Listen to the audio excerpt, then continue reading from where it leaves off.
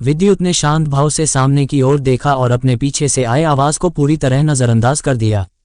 पिछले 10 वर्षों में सूर्यवंशी परिवार में उसने जिस उपहास और तानों का अनुभव किया था वह दूसरों की कल्पना से परे था।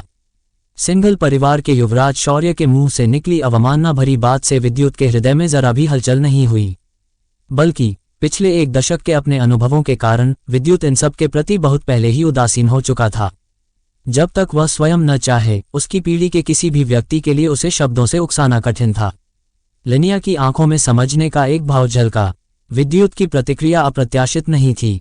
2 दिन पहले सूर्यवंशी परिवार में हुई लड़ाई को देखने और विद्युत को अरिहंत जैसे अविश्वसनीय रूप से दुर्जय समकक्ष को चुनौती देते हुए देखने के बाद लिनिया जानती थी कि विद्युत ने एक ऐसे रास्ते पर कदम रखा है जिसकी कल्पना करने की हिम्मत भी आम लोग नहीं कर सकते थे। युवराज शौर्य को भले ही युवा पीढ़ी में उत्कृष्ट माना जाता हो, लेकिन अरिहंत की तुलना में वह बहुत पीछे था।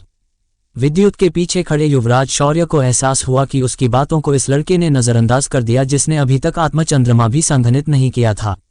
जो हमेशा मानता था कि शक्ति ही नियम है, उसे क्रोध की लहर महसूस हुई।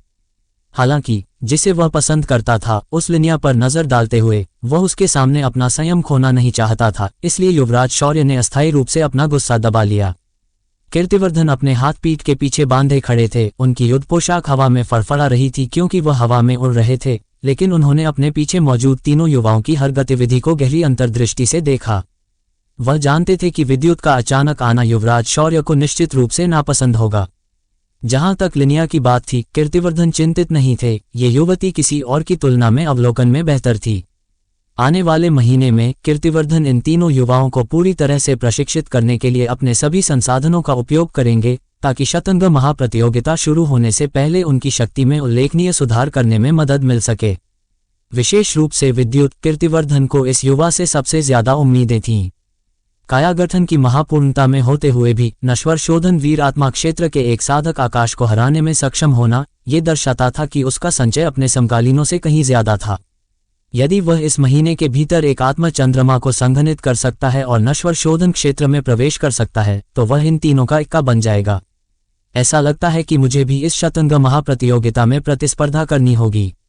विक्रमादित्य, इस बार चलो आखिरकार तय करते हैं कि कौन बेहतर है। कीर्तिवर्धन की थोड़ी जर्जा आंखों में एक छिपी हुई तीक्ष्णता झलक गई। हर्ष, आकाश भर में मौलिक ऊर्जा का प्रभामंडल तेजी से आगे बढ़ रहा था।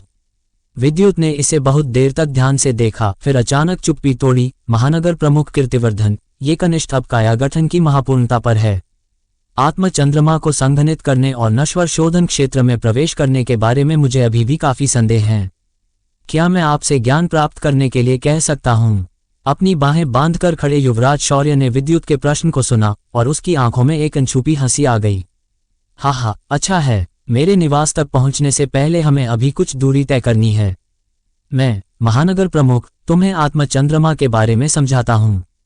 लिनिया, युवराज शौर्य, हालांकि तुम दोनों पहले ही आत्मचंद्रमा को संघनित कर चुके हो और नश्वर शोधन क्षेत्र में प्रवेश कर चुके हो, लेकिन निम्नलिखित सामग्री तुम्हारे लिए भी फायदेमंद होगी। कीर्तिवर्धन के शब्द लिनिया और युवराज शौर्य के कानों में गूंजे। पूर्व ने धीरे से सिर हिलाया, जबकि बाद की आंखों में भी गंभीरता का एक भाव भर गया। साधकों के लिए पहला चरण है काया गठन क्षेत्र। जैसा कि नाम से पता चलता है, इसमें अपनी त्वचा, मांस, कंडरा, हड्डियों और मज्जा को परिष्कृत करना, भौतिक शरीर को मजबूत करना, महत्वपूर्ण ऊर्जा और रक्त को संघनित करना, उन्हें विशाल और प्रवाहित करना, उन्हें शरीर के भीतर मौलिक ऊर्जा के साथ मिलाना, अंततः पूरे शरीर को अंदर और बाहर एकजुट करके महापूर्णता के चरण तक पहुंचना शामिल है, जो वह क्षेत्र है जिसमें तुम वर्तमान में हो। विद्युत, अब बात करते हैं कि नश्वर शोधन क्षेत्र में कैसे प्रवेश किया जाए। नश्वर शोधन क्षेत्र की बात करें तो इसके प्रतीक का उल्लेख करना होगा, आत्मचंद्रमा। आत्मचंद्रमा क्या है? ये कैसे बनता है? मनुष्य सभी रचनाओं के आत्मा हैं। जन्म से ही मनुष्य 7 आत्माओं के साथ होते हैं। 7 आत्माएं हैं: वीर आत्मा, सार आत्मा, शक्ति आत्मा, मूल आत्मा, प्राण आत्मा, आध्यात्मिक ज्ञान आत्मा और दिव्य प्रभाव आत्मा। हालांकि आम लोग अपने जीवन काल में अपनी 7 आत्माओं को नहीं देख सकते क्योंकि वे निराकार और अमूर्त हैं। केवल कायागठन की महापूर्णता तक पहुंचे साधक ही इन 7 आत्माओं के अस्तित्व को महसूस कर सकते हैं। उनके अस्तित्व को महसूस करने के बाद साधकों को इन निराकार और अमूर्त 7 आत्माओं को एक एक करके संघनित करना होता है। 7 आत्माओं में शक्तिशाली ऊर्जा होती है, यही कारण है कि आत्मचंद्रमा मौजूद है। आत्म चंद्रमा 7 आत्माओं की मूर्त अभिव्यक्ति है। 7 आत्माएं नश्वर शोधन के 7 प्रमुख चरणों के अनुरूप हैं और 7 आत्माओं के संघनित होते ही आत्म चंद्रमा का रंग लगातार बदलता रहेगा। इस बिंदु पर कीर्तिवर्धन ने देखा कि उनके पीछे के तीनों युवा ध्यान से सुन रहे थे और वह संतुष्टि से मुस्कुराए। कीर्तिवर्धन ने फिर जारी रखा, नश्वर शोधन का पहला चरण वीर आत्मा क्षेत्र और दूसरा चरण सार आत्मा क्षेत्र क्रमशः हल्के चांदी और गहरे चांदी के अनुरूप हैं। तीसरा चरण शक्ति आत्मा क्षेत्र और चौथा चरण मूल आत्मा क्षेत्र क्रमशः हल्के बैंगनी और गहरे बैंगनी के अनुरूप हैं। और अंतिम 3 चरण प्राण आत्मा क्षेत्र, आध्यात्मिक ज्ञान क्षेत्र और दिव्य प्रभाव क्षेत्र बैंगनी सोना, हल्का सोना और सोने के अनुरूप हैं। तो दूसरे शब्दों में किसी अन्य साधक के आत्मचंद्रमा के रंग की पहचान करके आप ये भी निर्धारित कर सकते हैं कि उनकी साधना नश्वर शोधन क्षेत्र के किस चरण में है। उदाहरण के लिए लिनिया और युवराज शौर्य, तुम दोनों के पास वर्तमान में हल्के चांदी के आत्मचंद्रमा है और गहरे चांदी की ओर परिवर्तित होने की प्रवृत्ति दिखाना शुरू कर रहे हैं, जो दर्शाता है कि तुम्हारी वर्तमान साधना नश्वर शोधन वीर आत्मा क्षेत्र के शिखर पर है। गूंज। जैसे ही कीर्तिवर्धन ने बात की, लिनिया और युवराज शौर्य कांप उठे और उनके पीछे एक हल्के चांदी का आत्मचंद्रमा उठा, तैरता और डूबता हुआ शक्तिशाली उतार चढ़ाव उत्सर्जित कर रहा था। इसलिए तुम दोनों को आने वाले महीने में सार आत्मा क्षेत्र के शुरुआती चरण तक पहुंचने के लिए पूरी तरह से प्रयास करना चाहिए। यदि सफल होते हो तो तुम्हारी मौलिक ऊर्जा बहुत बढ़ जाएगी। आखिरकार नश्वर शोधन के 7 प्रमुख चरणों के भीतर यदि सहायता के लिए कोई शक्तिशाली युद्ध कला नहीं है तो प्रत्येक क्षेत्र के बीच एक स्पष्ट खाई है, क्योंकि तुमसे एक क्षेत्र उच्चतर साधक तुम्हें अपनी प्रचुर मौलिक ऊर्जा से आसानी से थका सकता है। जहां तक विद्युत की बात है, मैं तुम्हें आधा महीना देता हूं। तुम्हें एक आत्म चंद्रमा को संघनित करना होगा और नश्वर शोधन वीर आत्मा क्षेत्र में प्रवेश करना होगा। तभी तुम्हारे पास शतंग महाप्रतियोगिता में जो तुम चाहते हो उसे प्राप्त करने की योग्यता और क्षमता होगी। अंतिम वाक्य ने विद्युत के हृदय में कुछ हलचल मचाई और फिर उसकी शानदार आंखें तीव्र दृढ़ संकल्प से भर गईं। ये सही है, शतंग महाप्रतियोगिता कुछ ऐसी नहीं थी जिसमें कोई भी भाग ले सके। भाग लेने वाला प्रत्येक साधक अपने संबंधित महानगर का प्रतिनिधित्व करता था और वे सभी युवा प्रतिभाएं थे। उदाहरण के लिए उसके बगल के 2 लोगों को ही ले लो, उनमें से कोई भी आकाश को आसानी से हरा सकता था। यदि कोई शतंग महाप्रतियोगिता में शानदार परिणाम प्राप्त करना चाहता था तो शक्तिशाली शक्ति बिल्कुल आवश्यक थी। विद्युत समझता था कि युद्ध संत नियम के उद्गम के साथ वह क्षेत्रों को पार करके लड़ सकता था, काया गठन की महापूर्णता में रहते हुए नश्वर शोधन वीर आत्मा क्षेत्र से मुकाबला करने में सक्षम था। लेकिन ऐसी युद्ध शक्ति शतंग महाप्रतियोगिता में कुछ भी नहीं थी। विद्युत कल्पना कर सकता था कि उस प्रतियोगिता में भाग लेने वाले प्रतिभाशाली लोगों में से कई दूसरे क्षेत्र सार आत्मा क्षेत्र के शुरुआती चरण तक पहुंच चुके होंगे और कुछ प्रतिभाशाली लोग सार आत्मा क्षेत्र के मध्य चरण तक भी पहुंच चुके होंगे। शायद सार आत्मा क्षेत्र के देर के चरण के विशेषज्ञ भी दिखाई देंगे। वह अभी भी बहुत कमजोर था। आत्म चंद्रमा को संघनित करना और नश्वर शोधन वीर आत्मा क्षेत्र में प्रवेश करना विद्युत के लिए एक जरूरी मामला था। एक बार जब वह नश्वर शोधन वीर आत्मा क्षेत्र में सफलतापूर्वक प्रवेश कर लेगा तो विद्युत को स्पष्ट रूप से लगा कि उसकी युद्ध शक्ति में एक बड़ी छलांग लगेगी, क्योंकि उसने अपने पेट में युद्ध संत नियम के उद्गम से एक आभा महसूस की जिसने उसे अपने दिल में भी एक कंपन महसूस कराया। इसके अलावा नश्वर शोधन क्षेत्र में प्रवेश करने के बाद युद्ध संत नियम के उद्गम के अलावा विद्युत के पास एक और तुरुप का पत्ता था, फुलचंद चाचा द्वारा छोड़ी गई रत्नागमणि। आकाश ने उसे चुनौती देने का कारण ठीक यही रत्नागमणि थी, क्योंकि जब फुलचंद चाचा ने रत्नागमणि छोड़ी थी तो उन्होंने कहा था कि नश्वर शोधन क्षेत्र में साधकों को इस मणि के साथ एक अप्रत्याशित सौभाग्य प्राप्त होगा। अपने पक्ष में विभिन्न अवसरों के साथ विद्युत को दृढ़ विश्वास था कि जब तक वह नश्वर शोधन क्षेत्र में प्रवेश करता है तब तक वह इस शतंग महाप्रतियोगिता में किसी से भी मुकाबला करने के लिए योग्य होगा। विभिन्न विचार उसके मन में कौंध गए और विद्युत का आगे का साधना मार्ग अविश्वसनीय रूप से स्पष्ट था। वह अब कुछ हद तक अधीर था। उसकी निगाहें तीनों युवाओं पर पड़ीं। कीर्तिवर्धन जानते थे कि उन तीनों को उनके शब्दों से लड़ने की भावना और उत्साह मिला है। आगे यह इस महीने उनकी साधना पर निर्भर करेगा।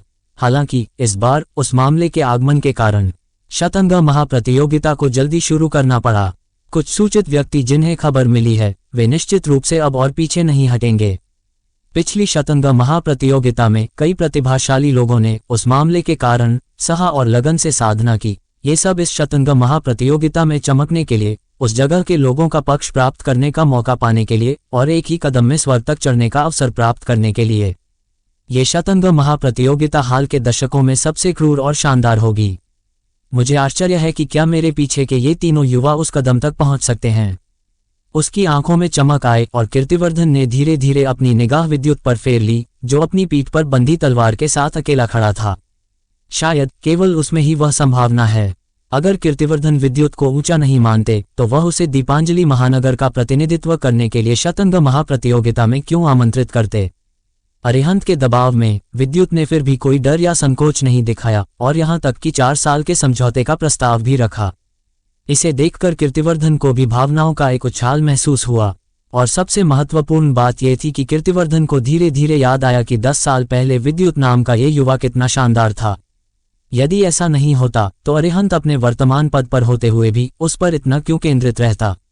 हालांकि वह नहीं जानते थे कि पिछले 10 वर्षों में उसने एक बेकार की प्रतिष्ठा क्यों हासिल की थी, लेकिन कीर्तिवर्धन, जिन्होंने व्यक्तिगत रूप से विद्युत के उदय को देखा था, का मानना था कि शायद इस युवा पर चमत्कार जो अन्य नहीं कर सकते घटित होंगे। गूंज, हर्ष। जैसे ही विद्युत और अन्य दो अपने विचारों में डूबे हुए थे, उन्होंने अचानक अपने चारों ओर एक कंपन महसूस किया, जिसके बाद एक बेहद तेज अवरोहण हुआ। अपनी शक्ति से आकाश में उड़ना, ये कुछ ऐसा है जो नश्वर शोधन क्षेत्र के साधक नहीं कर सकते। क्या ये वह शक्ति है जो नश्वर शोधन क्षेत्र से परे है? इस क्षण विद्युत के मन में ऐसा विचार आया। वह जानता था कि उसका साधना मार्ग अभी शुरू ही हुआ था। गूंज। कीर्तिवर्धन के नियंत्रण में हल्की मौलिक ऊर्जा का प्रभामंडल धीरे धीरे गायब हो गया, अंततः शून्यता में बदल गया और विद्युत और अन्य दो अब फिर से ठोस जमीन पर खड़े थे। यह क्या है? तीनों स्थिर होने के बाद अचानक महसूस किया कि वे एक अपरिचित जगह पर आ गए हैं। छप छप छप।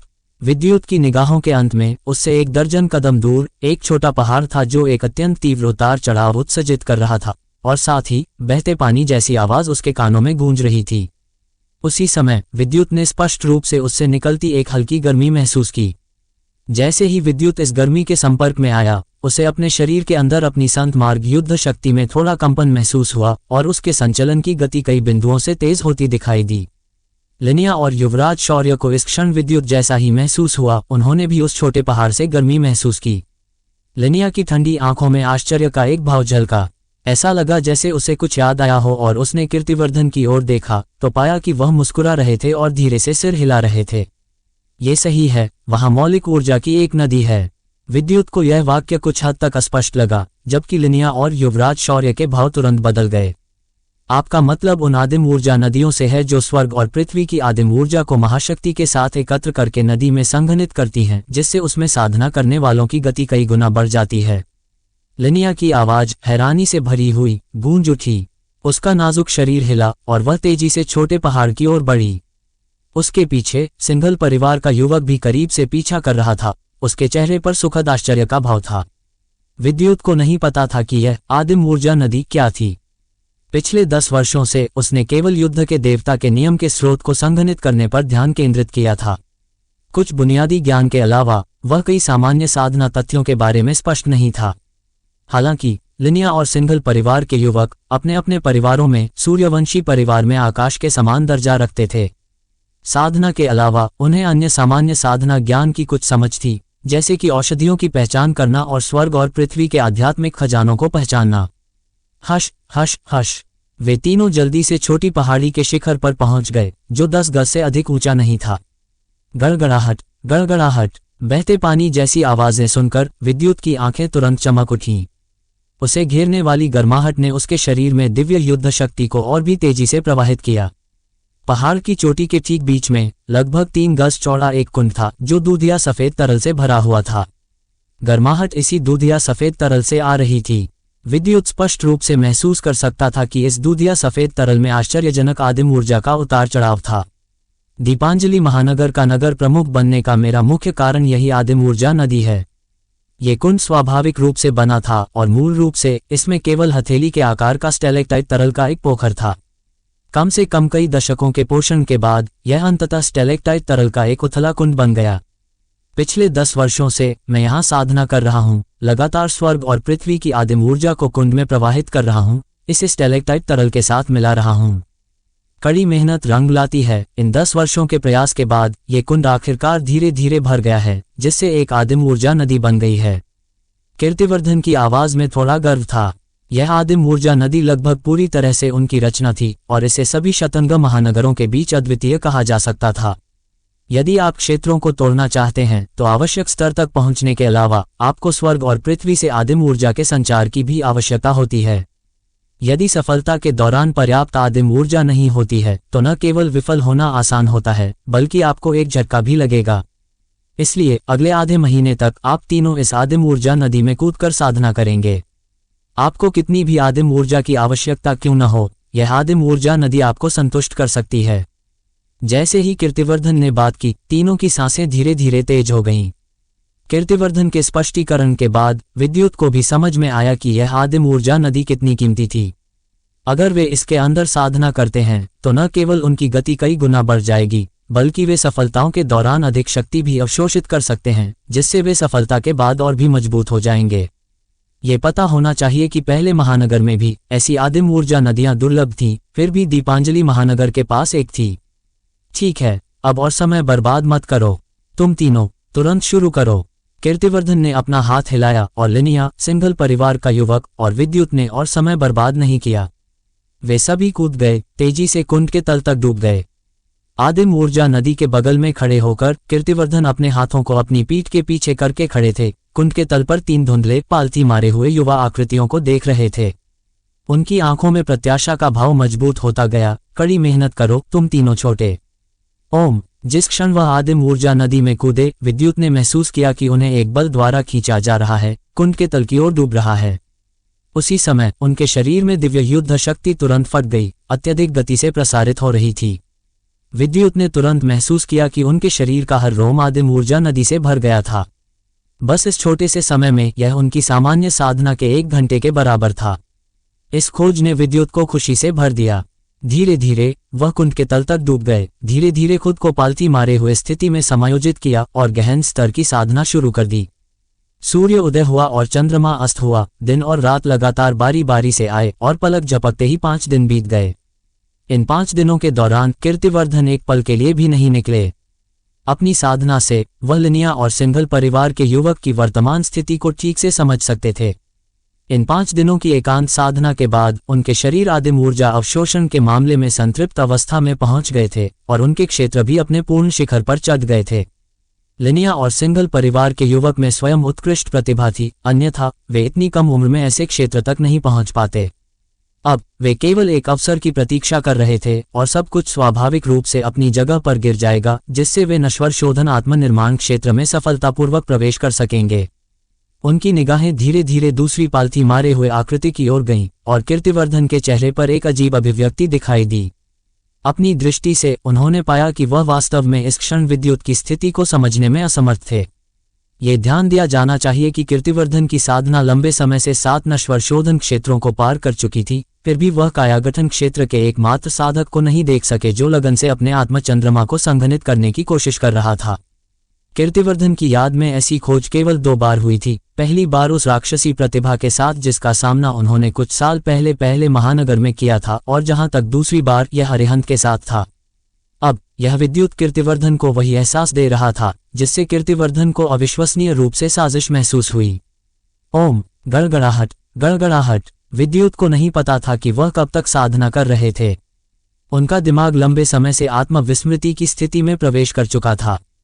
यह एहसास तब से भी गहरा था जब उन्होंने मनुष्य स्तरीय विस्फोटक आत्मगोली ली थी, जैसे कि वह बैठे थे और स्वर्ग और पृथ्वी का अवलोकन कर रहे थे। उनकी आंखों के सामने सभी चीजें थीं। दिव्य युद्ध शक्ति उनके शरीर में नसों के माध्यम से एक अत्यंत गहन मार्ग के साथ प्रसारित हुई। मध्य श्रेणी की अद्वितीय कला हाओटियन शक्ति, जिसे उन्होंने मूल रूप से खेती की थी, दिव्य युद्ध शक्ति द्वारा पूरी तरह से परिष्कृत होती प्रतीत हुई। विद्युत इसे नहीं देख सकता था, लेकिन उनके दांतियन के भीतर युद्ध के देवता के नियम का स्रोत उज्ज्वल और मंद के बीच बारी बारी से अंतहीन रूप से चक्रित हो रहा था।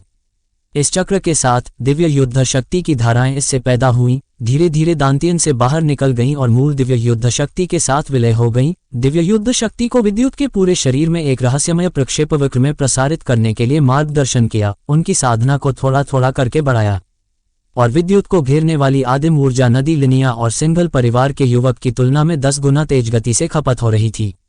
अरे, विद्युत के अविश्वसनीय रूप से तेज अवशोषण ने आखिरकार कीर्तिवर्धन का ध्यान आकर्षित किया। उन्होंने सावधानीपूर्वक इसे महसूस किया और महसूस किया कि इस बच्चे की अवशोषण गति लिनिया और सिंगल परिवार के युवक की नश्वर शोधन आत्मनिर्माण क्षेत्र में सफलता की तुलना में 10 गुना तेज थी। इस खोज ने कीर्तिवर्धन को अनैच्छिक रूप से खड़ा कर दिया। ये बच्चा किस तरह का राक्षस है? इसके आत्म चंद्रमा को संघनित करने की गति एक नश्वर शोधन क्षेत्र के साधक की सफलता की तुलना में इतनी अधिक मजबूत क्यों है? कीर्तिवर्धन जैसा एक शक्तिशाली व्यक्ति भी, जो शतंग महानगरों में शीर्ष 10 नगर प्रमुखों में शुमार था, इस क्षण विद्युत की अवशोषण गति से स्तब्ध था। हालांकि कीर्तिवर्धन तुरंत मुस्कुराए और उनकी आंखों में प्रशंसा और प्रत्याशा मजबूत होती गई। शायद इस बार मेरे दीपांजलि महानगर में एक असाधारण युवा साथी पैदा होगा। 7 आत्माएं, 7 आत्माएं। विद्युत एक रहस्यमय अवस्था में थे। उनका दिमाग अन्य चीजों से बेखबर था। केवल 7 आत्माएं शब्द लगातार घूम रहे थे। आत्म चंद्रमा को संघनित करने के लिए किसी को अपनी 7 आत्माओं को देखना होगा। हालांकि 7 आत्माएं निराकार और अमूर्त हैं। सामान्य लोग उन्हें अपने जीवन काल में कभी नहीं देख सकते हैं और कायागठन की महापूर्णता के साधक केवल स्पष्ट रूप से उन्हें महसूस कर सकते हैं। सफलता प्राप्त करने और आत्म चंद्रमा को संघनित करने के लिए किसी को व्यक्तिगत रूप से इन 7 आत्माओं के अस्तित्व को देखना होगा। यह विरोधाभासी लगता है, लेकिन इसमें कई गहन रहस्य हैं जो केवल वही साधक समझेंगे जो आत्म चंद्रमा को संघनित करते हैं और नश्वर शोधन क्षेत्र में प्रवेश करते हैं। जैसे ही विद्युत इस अवस्था में डूबे हुए थे, उनके दांतियन के भीतर युद्ध के देवता के नियम का स्रोत अचानक कांप उठा। फिर विद्युत ने स्पष्ट रूप से महसूस किया कि उनके पैरों के नीचे 7 प्रकाश समूह दिखाई दिए जो अलग अलग आभा उत्सर्जित कर रहे थे। ओम। युद्ध के देवता के नियम का स्रोत फिर से थोड़ा कांप उठा। इस हल्के से कंपन के साथ विद्युत की आंखें अचानक चमक उठीं। उन्होंने खुद को एक अंधेरे स्थान में पाया जिसमें उनके अलावा कुछ भी नहीं था, सिवाय खुद के जो स्पष्ट रूप से दिखाई दे रहे थे। ये कहाँ है? ओम। जैसे ही विद्युत भ्रमित हुए, 7 शानदार प्रकाश किरणें अचानक उनके पैरों के नीचे से फूट पड़ीं। 7 प्रकाश समूह। क्या ये मेरी 7 आत्माएं हो सकती हैं? विद्युत की आंखों में जो दिखाई दिया वे 7 प्रकाश समूह थे जो दूर से पास की ओर बढ़ रहे थे। उन्हें तुरंत समझ में आया कि ये उनकी 7 आत्माएं थीं और उनके सबसे करीब वीर आत्मा प्रकाश समूह था। मैंने आखिरकार वीर आत्मा को देख लिया है। तो मैं आत्म चंद्रमा को कैसे संघनित करूं? उनके दिमाग में पल भर में अनगिनत विचार कौंध गए। अंत में विद्युत को एक ज्ञान प्राप्त हुआ और उन्होंने अपनी दिव्य युद्ध शक्ति को सक्रिय करने की कोशिश की। ओम। जैसा कि अपेक्षित था, दिव्य युद्ध शक्ति उनके चारों ओर घूम गई। विद्युत ने वीर आत्मा को देखा जो उनसे लगभग 9 गज दूर था और उन्होंने अपनी दिव्य युद्ध शक्ति को अपने हाथों के माध्यम से वीर आत्मा प्रकाश समूह की ओर प्रवाहित किया। उसी समय उनका भौतिक शरीर कुंड के तल पर पालथी मारे बैठा हुआ अचानक आदिम ऊर्जा नदी की शक्ति को तेजी से अवशोषित करना शुरू कर दिया। एक पल एक अनंत काल जैसा लगा।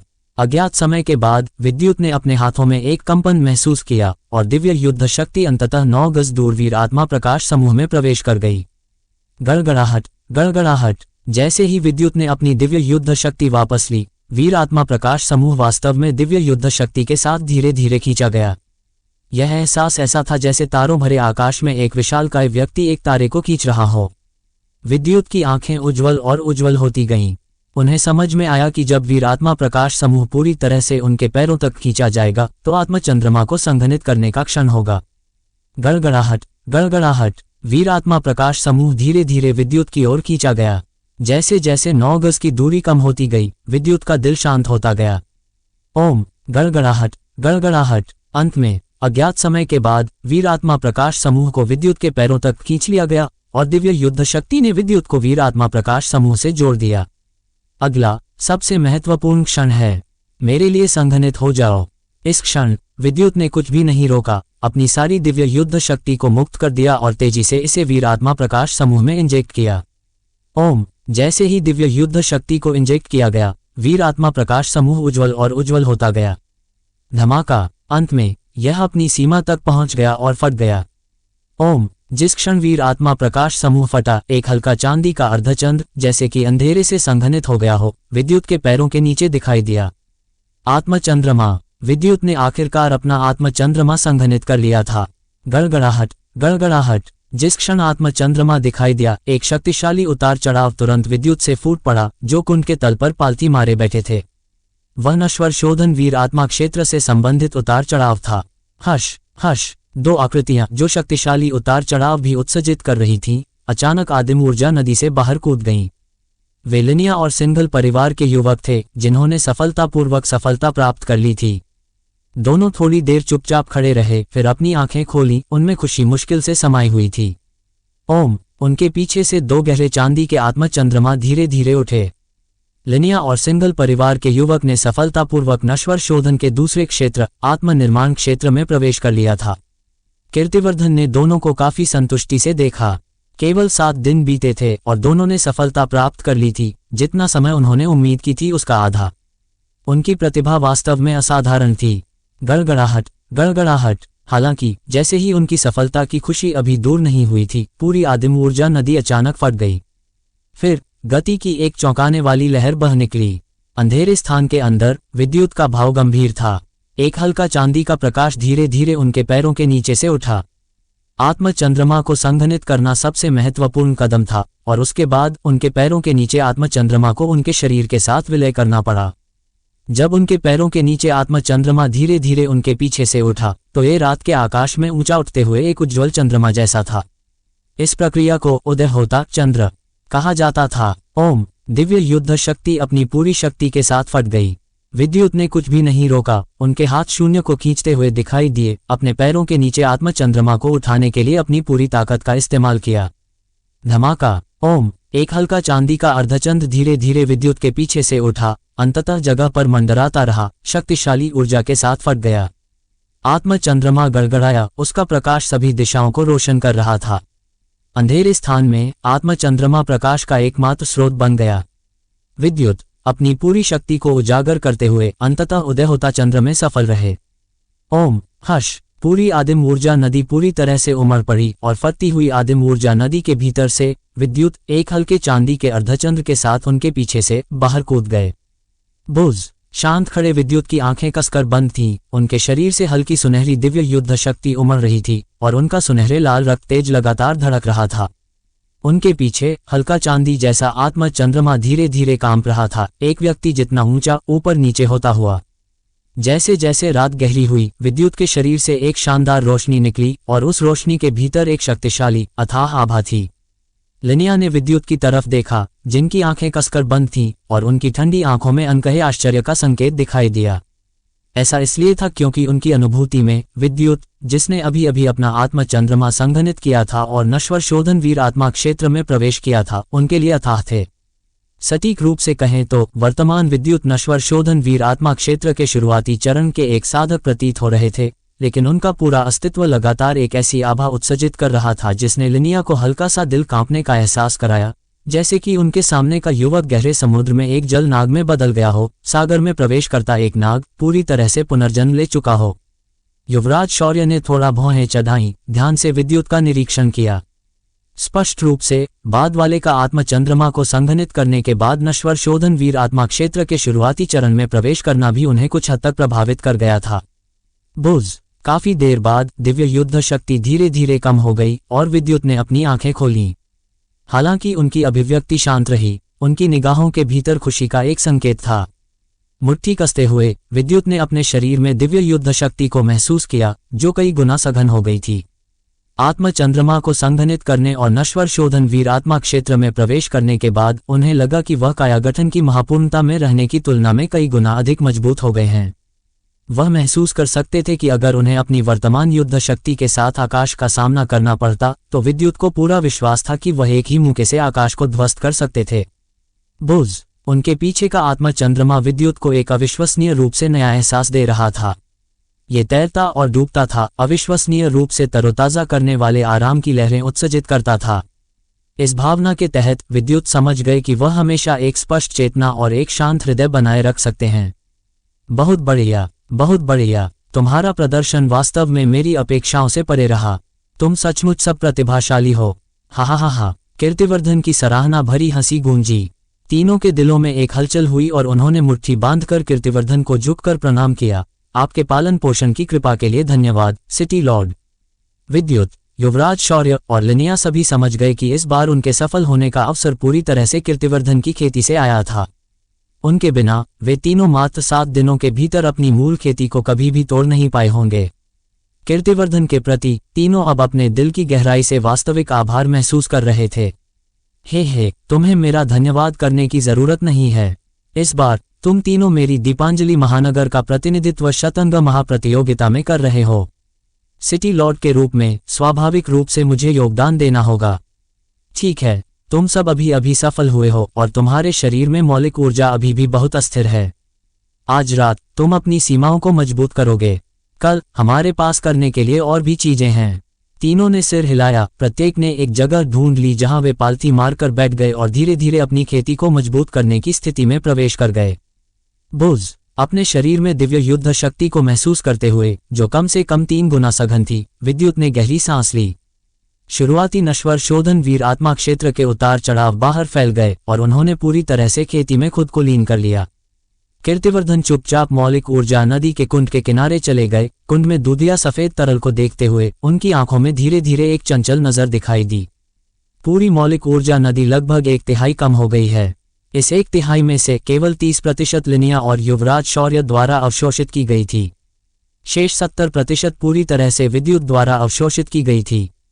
हे, कायागठन क्षेत्र का एक बच्चा जो अपना आत्म चंद्रमा संघनित कर रहा है, उसने वास्तव में इतनी आश्चर्यजनक मात्रा में मौलिक ऊर्जा अवशोषित कर ली। ऐसा लगता है कि उसके चंद्र आरोहण की प्रक्रिया में बड़ी मात्रा में मौलिक ऊर्जा का उपभोग हुआ। मुझे आश्चर्य है कि उसकी 7 आत्माओं के बीच की दूरी क्या है। साधारण प्रतिभाएं केवल 2 या 3 जांग होती हैं, लेकिन मुझे याद है कि पहले महानगर का वह दानव शायद 6 जांग था। 7 आत्माओं के बीच की दूरी जितनी अधिक होती है, चंद्र आरोहण की प्रक्रिया उतनी ही कठिन होती है और उतनी ही अधिक मौलिक ऊर्जा का उपभोग होता है, लेकिन चंद्र आरोहण के बाद की शक्ति उतनी ही मजबूत होती है। उसकी मौलिक ऊर्जा अवशोषण की तीव्रता को देखते हुए उसकी 7 आत्माओं के बीच की दूरी कम से कम 5 जांग है और शायद 6 जांग भी। 7 आत्माओं के बीच की अधिकतम दूरी 9 जांग होनी चाहिए। मुझे आश्चर्य है कि किस तरह का युवा प्रतिभाशाली ऐसी ऊंचाई तक पहुंच सकता है। अरिहंत की छवि उनके दिमाग में कौंधी, लेकिन कीर्तिवर्धन ने अंततः सिर हिलाया। हालांकि अरिहंत एक अद्वितीय प्रतिभाशाली है, वह 7 आत्माओं के बीच 9 जांग की सीमा तक नहीं पहुंच सकता। विद्युत चुपचाप खेती करते रहे। जिस क्षण से उन्होंने अपना आत्म चंद्रमा संघनित करने की तैयारी शुरू की थी, शून्य नहीं बोला था। ऐसा लग रहा था कि उसने सब कुछ विद्युत पर छोड़ दिया है, जबकि वह केवल चुपचाप बगल से देख रहा था। विद्युत को इसकी आदत हो गई थी। बुज जैसे ही दिव्य युद्ध शक्ति प्रसारित हुई, विद्युत का शांत मन धीरे धीरे दिव्य युद्ध शक्ति का अनुसरण करते हुए उनके डांटियन तक पहुंचा। युद्ध संत पद्धति का उद्गम पहले जैसा ही रहा, प्रतीत होता है कि अपरिवर्तित है। विद्युत ने कुछ देर सावधानी से महसूस किया, लेकिन अभी भी कुछ नहीं मिला। धीरे धीरे अपने मन को वापस लेते हुए विद्युत अपनी सीमा को मजबूत करने के लिए खेती में पूरी तरह से लीन हो गए। सूरज निकल आया। सुबह की धूप ने गर्म रोशनी दी और पूरा छोटा पहाड़ एक हल्की सुनहरी रिम से घिरा हुआ लग रहा था। रात भर खेती करने वाले 3 युवा गर्म धूप में पालथी मारकर बैठे थे। उनके पीछे 3 आत्मा चंद्रमा तैर रहे थे और डूब रहे थे। प्रत्येक एक नश्वर शोधन वीर आत्मा क्षेत्र साधक के अद्वितीय उतार चढ़ाव को उत्सर्जित कर रहा था। लिनिया सबसे पहले अपनी खेती खत्म करने वाली थीं। छोटे पहाड़ पर खड़ी ठंडे स्वभाव वाली लड़की ने दूर उगते सूरज को देखा। उनकी नीली शरीर से चिपकी मार्शल पोशाक उनके सुडौल शरीर को कसकर गले लगा रही थी, जो हालांकि अभी भी थोड़ी कच्ची थी, अनजाने में आश्चर्यजनक आकर्षण उत्सर्जित कर रही थी। युवराज शौर्य ने आंखें खोलीं और लिनिया को मोह के साथ देखा। लड़की का हल्का उठा हुआ नाजुक प्रोफाइल धूप से प्रकाशित स्वर्ग से उतरी हुई देवी जैसा था। उनकी गोरी त्वचा निर्दोष थी और उनका उत्कृष्ट छोटा चेहरा, हालांकि बिना मुस्कान के और अभी भी ठंडा था, शांत और शांतिपूर्ण था। इस क्षण युवराज शौर्य की आंखों में लिनिया शाश्वत हो गई थीं।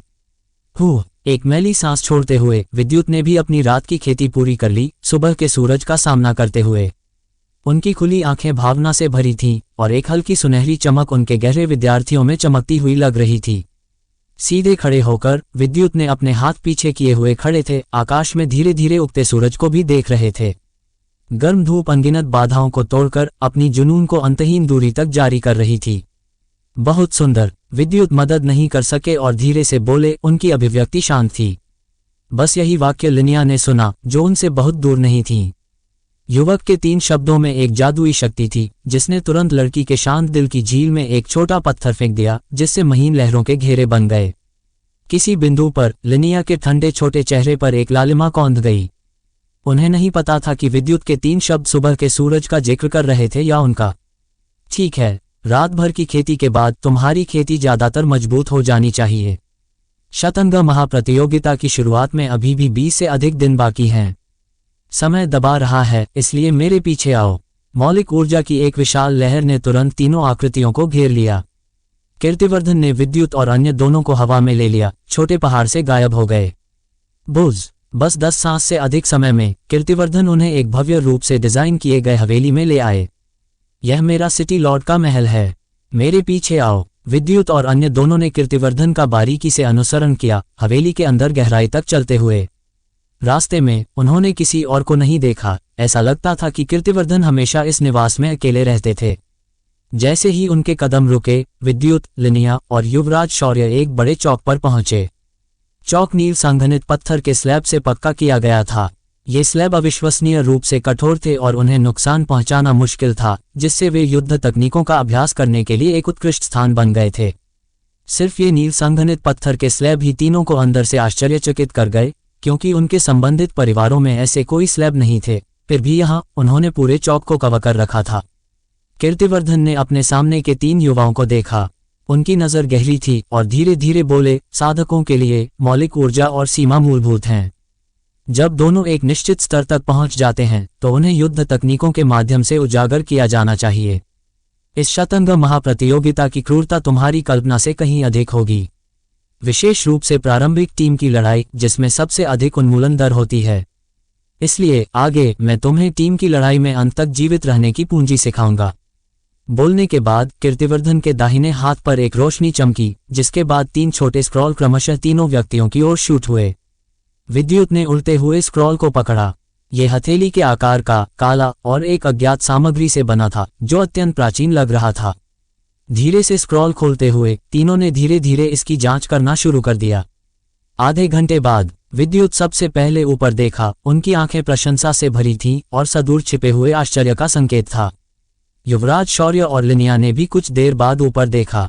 तीनों को अपनी ओर देखते हुए कीर्तिवर्धन ने हल्का सिर हिलाया। शायद तुम्हें नहीं पता कि तुम्हारे हाथों में स्क्रॉल क्या है। ये पहले स्तर के युद्ध व्यूहों का एक सेट है। युद्ध व्यूह, इन 2 शब्दों को सुनकर विद्युत और अन्य दोनों कुछ हद तक भ्रमित थे। स्पष्ट रूप से युद्ध व्यूहों के बारे में लगभग कुछ भी नहीं जानते थे। कीर्तिवर्धन उनकी अभिव्यक्तियों से हैरान नहीं थे और धैर्यपूर्वक समझाया, युद्ध व्यूह एक रहस्यमय युद्ध पद्धति है जो कई लोगों की ताकत को एक में इकट्ठा करती है। उदाहरण के लिए, एक युद्ध व्यूह के माध्यम से 3 लोग जो मूल रूप से व्यक्तिगत रूप से लड़ते थे, उन्हें युद्ध व्यूह आरेख का उपयोग करके एक साथ संघनित किया जा सकता है, एक इकाई का निर्माण करते हुए जो आक्रमण और रक्षा दोनों में सक्षम है, तीनों की ताकत को पूरी तरह से उजागर करता है। इस तरह से माहौल कितना भी कठोर क्यों न हो, तीनों एक दिल से लड़ेंगे, एक साथ आगे बढ़ेंगे और पीछे हटेंगे। यह एक युद्ध पद्धति है जो अंतिम परिणाम को प्रभावित कर सकती है। जब तुम शतरंज महाप्रतियोगिता में भाग लोगे, टीम की लड़ाई में, यदि तुम केवल व्यक्तिगत रूप से लड़ते हो तो तुम्हें अंततः अन्य महानगरों के विरोधियों द्वारा एक एक करके हराया जाएगा।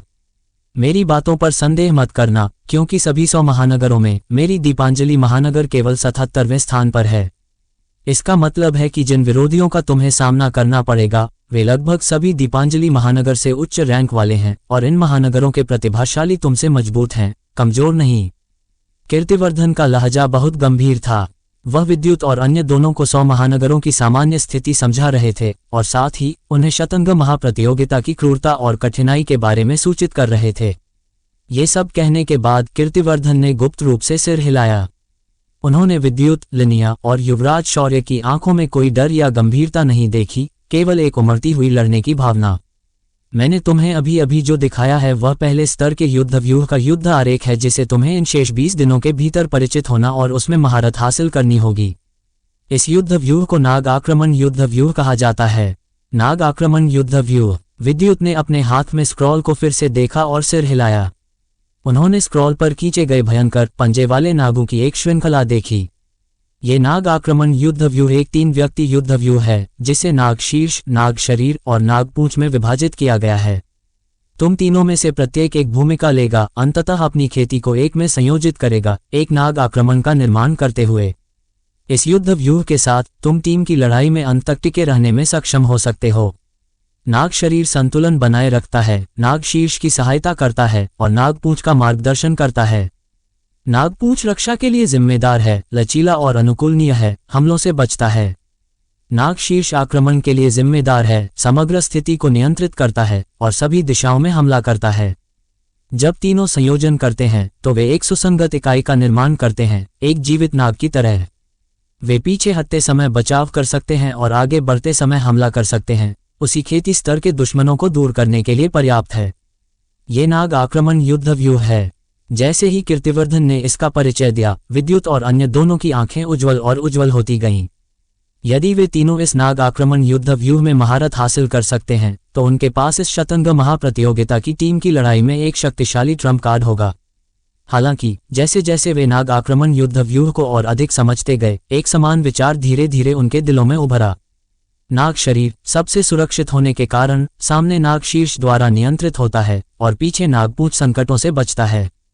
नाग शरीर को नाग शीर्ष और नागपूंछ को संतुलित करने की आवश्यकता होती है, पूरे नाग आक्रमण युद्ध व्यूह को बनाए रखने के लिए एक केंद्रीय केंद्र के रूप में कार्य करता है। नागपूंछ को तीव्र लड़ाई के दौरान खतरे की शुरुआत को तुरंत और सटीक रूप से समझने के लिए असाधारण जागरूकता की आवश्यकता होती है। नाग शरीर को नाग शीर्ष का समर्थन करने और सुरक्षा प्रदान करने के लिए एक मध्यस्थ के रूप में उपयोग करता है। नाग शीर्ष दूसरी ओर दुश्मनों पर हमला करने के लिए जिम्मेदार है, अपनी पूरी युद्ध शक्ति को उजागर करता है, अपनी पीठ को नाग शरीर को सौंपता है और पूरी तरह से लड़ाई में खुद को लीन कर देता है। हालांकि नाग शीर्ष को समग्र स्थिति को नियंत्रित करने, नाग शरीर और नागपूंछ का समन्वय करने और उनके साथ सहयोग करने की आवश्यकता होती है ताकि नाग आक्रमण युद्ध व्यूह की पूरी शक्ति को उजागर किया जा सके। तीनों की सफलता या असफलता अंततः नाग शीर्ष पर निर्भर करती है। दूसरे शब्दों में, नाग शीर्ष नाग आक्रमण युद्ध व्यूह का सबसे महत्वपूर्ण हिस्सा है। तो नाग शीर्ष कौन होगा? ऐसा विचार एक साथ विद्युत, लिनिया और सिंघल परिवार के अरिहंत के मन में आया। विद्युत ने अपने हाथ में नाग आक्रमण युद्ध विन्यास का नक्शा देखा। उसे इस बात की परवाह नहीं थी कि वह नाग का सिर, नाग का धड़ या नाग की पूंछ बनेगा। उसे केवल इस बात की परवाह थी कि क्या वे तीनों चुपचाप सहयोग करके नाग आक्रमण युद्ध विन्यास की शक्ति को पूरी तरह से उजागर कर पाएंगे। अब वह जिस चीज के बारे में अधिक चिंतित था वह एक महत्वपूर्ण खोज थी जो उसने पहली बार विन्यास के नक्शे की जांच करते समय की थी। लिनिया की ठंडी आंखें उसके हाथ में रखे काले स्क्रॉल पर टिकी थीं, उसके विचार अज्ञात थे। अरिहंत की आंखों में अहंकार की एक झलक थी, उसने नाग का सिर बनने का दृढ़ निश्चय कर लिया था। हमेशा यह मानते हुए कि शक्ति ही नियम है, उसने पहले ही अपने मन में नाग के सिर, धड़ और पूंछ के पदों को आवंटित कर दिया था। जैसे ही अरिहंत बोलने वाला था, लिनिया की स्पष्ट आवाज उससे पहले गूंजी, मैं नाग की पूंछ बनूंगी। लड़की की आवाज दृढ़ संकल्प से भरी थी, मानो यह अंतिम शब्द हो। अरिहंत, जो बोलने ही वाला था, हक्का बक्का रह गया और विद्युत, जो नाग आक्रमण युद्ध विन्यास का अध्ययन कर रहा था, भी आश्चर्यचकित था। लिनिया ने वास्तव में नाग की पूंछ की सबसे खतरनाक स्थिति लेने के लिए स्वेच्छा से आगे बढ़ी, जिससे विद्युत को इस शांत और सुरुचिपूर्ण लड़की के लिए थोड़ी प्रशंसा महसूस हुई। लिनिया, तुम नाग की पूंछ कैसे बन सकती हो? नहीं, मैं नाग का सिर बनूंगा और तुम नाग का धड़ बनोगी। रही बात नाग की पूंछ की, विद्युत, मैं ये तुम्हें सौंपता हूं। अरिहंत के लहजे में एक ऐसा अहंकार था जिसे नकारा नहीं जा सकता था। जब उसने आखिरी वाक्य कहा तो उसकी निगाह मशाल की तरह विद्युत पर टिकी हुई थी, उसके होठों पर उपहास का संकेत था, उसकी आंखें दबाव डाल रही थीं। अरिहंत की बातों से पहले विद्युत चौंक गया, फिर वह हल्का सा मुस्कुराया। उसने महसूस किया कि अरिहंत वास्तव में लिनिया पर मोहित था। हालांकि नाग की पूंछ ही सही, विद्युत को कोई आपत्ति नहीं थी। अरिहंत, अपनी बातों पर ध्यान दो, मुझे लिनिया कहो, साथ ही मेरे फैसले मेरे हैं, ये तुम्हारी बोलने की जगह नहीं है। लिनिया के गहरे लाल होठों ने इन भावनाहीन शब्दों का उच्चारण किया, जिससे विद्युत को भी एक सिहरन महसूस हुई। हालांकि अरिहंत बिल्कुल भी हैरान नहीं लगा, बस थोड़ा असहाय लग रहा था।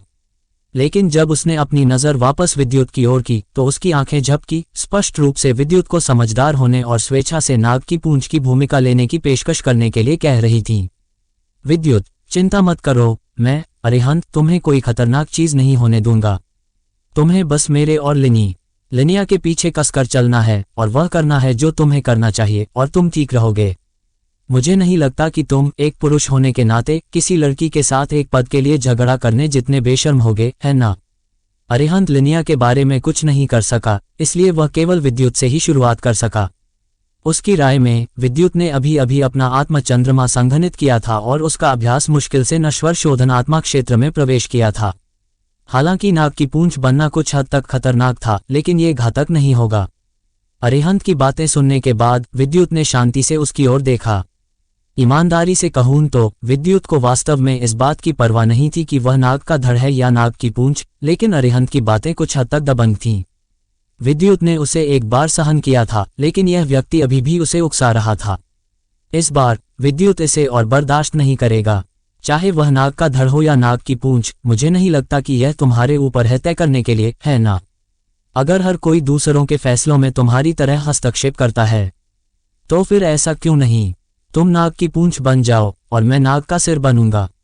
मुझे नहीं लगता कि तुम किसी लड़की से झगड़ा करोगे, है ना? थोड़े तीखे शब्द विद्युत के मुंह से निकले। अरिहंत ने जो कुछ भी कहा विद्युत ने वही लौटा दिया।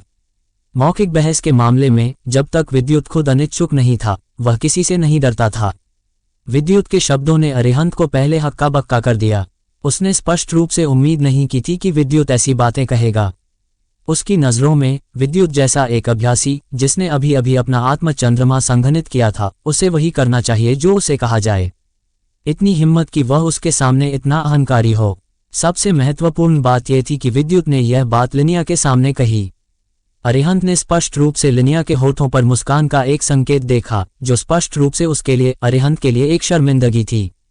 जब वे पहली बार मिले थे तब विद्युत के प्रति जो असंतोष उसने महसूस किया था, उसे याद करते हुए अरिहंत ने अपनी आंखें सिकोड़ ली। उनके भीतर क्रोध की एक झलक थी। विद्युत, मैंने तुम्हें कमा का। अच्छा, बहुत अच्छा। मुझे बस यह नहीं पता कि क्या तुम्हारी वास्तविक कौशल तुम्हारे मुंह जितने प्रभावशाली हैं। चूंकि ऐसा है तो शक्ति को खुद बोलने दो। ये तुम न करने की हिम्मत नहीं करोगे, है ना? अपने दिल के गुस्से को दबाते हुए अरिहंत के शब्द ठंडेपन के एक संकेत के साथ गूंज उठे। वह विद्युत को उससे लड़ने के लिए उकसाना चाहता था। फिर वह अरिहंत विद्युत को दिखाएगा कि शक्ति ही नियम होने का क्या मतलब है। उसकी आंखें चमकीं। जैसे ही विद्युत बोलने वाला था, कीर्तिवर्धन की आवाज का प्रसारण अचानक उसके कानों में गूंजा और विद्युत की आंखें बाद में तेज हो गईं। ऐसा लगता है कि मेरे पास ये नाग का सिर बनने के अलावा कोई विकल्प नहीं है। जैसे ही यह विचार उसके मन में कौंधा, विद्युत की आमतौर पर शांत आंखें चमकदार हो गईं और उसके शरीर से एक अत्यंत दमनकारी आभा निकली। अपनी पीठ पर रखी सप्तऋषि शोधन पेटी को एक तरफ रखते हुए विद्युत ने एक बड़ा कदम आगे बढ़ाया और जोर से घोषणा की, अरिहंत, जैसा कि तुमने कहा, चलो अपने हाथों से सच्चाई देखते हैं। 3 चालें। अगर मैं तुम्हें 3 चालों के भीतर नहीं हरा सका तो मैं शतरंग युद्ध के दौरान तुम्हारे किसी भी आदेश का बिना शर्त पालन करूंगा। अगर मुझे 3 चालों के भीतर जीतने का सौभाग्य मिला तो मैं नाग का सिर बनूंगा और तुम नाग की पूंछ बनोगे। तुम्हारा क्या विचार है? विद्युत के शब्द ऐसे थे जैसे अरिहंत के दिल में एक उबलता हुआ ज्वालामुखी रख दिया गया हो, जिससे वह अत्यधिक क्रोध में हंस पड़ा। अच्छा अच्छा अच्छा विद्युत, तुम में वास्तव में असाधारण साहस है। मैं लगभग तुमसे प्रभावित हूं, ऐसा दांव लगाने की हिम्मत करने के लिए। ये भी अच्छा है, ये तुम्हें शतरंग युद्ध के दौरान मेरे लिए परेशानी पैदा करने से बचाता है।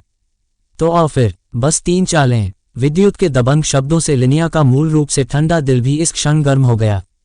वह जानती थी कि अरिहंत कितना मजबूत था, लेकिन वह ये जानने के लिए और भी उत्सुक थी कि विद्युत ने अपने आत्मचंद्रमा को संघनित करने और नश्वर शोधन क्षेत्र में प्रवेश करने के बाद कितना मजबूत हो गया था, ये देखते हुए कि उसके पास कायागठन की महापूर्णता पर पहले से ही नश्वर शोधन आत्मा क्षेत्र के शुरुआती चरण के बराबर युद्ध शक्ति थी।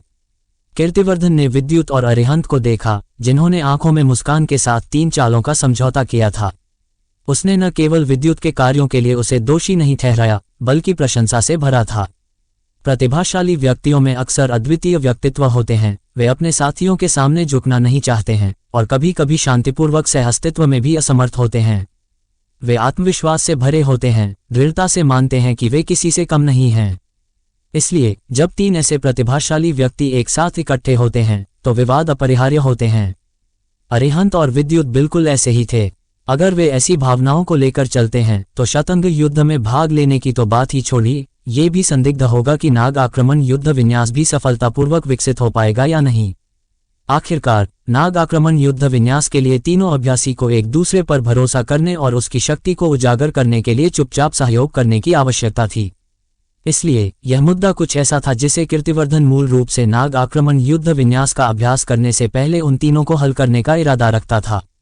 संयोग से नाग के सिर और नाग की पूंछ के मुद्दे के कारण तीनों में वास्तव में विवाद था, और कीर्तिवर्धन स्वाभाविक रूप से इस अवसर को नहीं चूकेंगे। इसलिए उसने विद्युत को एक आवाज का प्रसारण भेजा, उसे बताया कि अरिहंत अपने अहंकारी व्यक्तित्व के कारण नाग आक्रमण युद्ध विन्यास के नाग के सिर के लिए उपयुक्त नहीं था, जो उसे समग्र स्थिति को नियंत्रित करने से रोकेगा।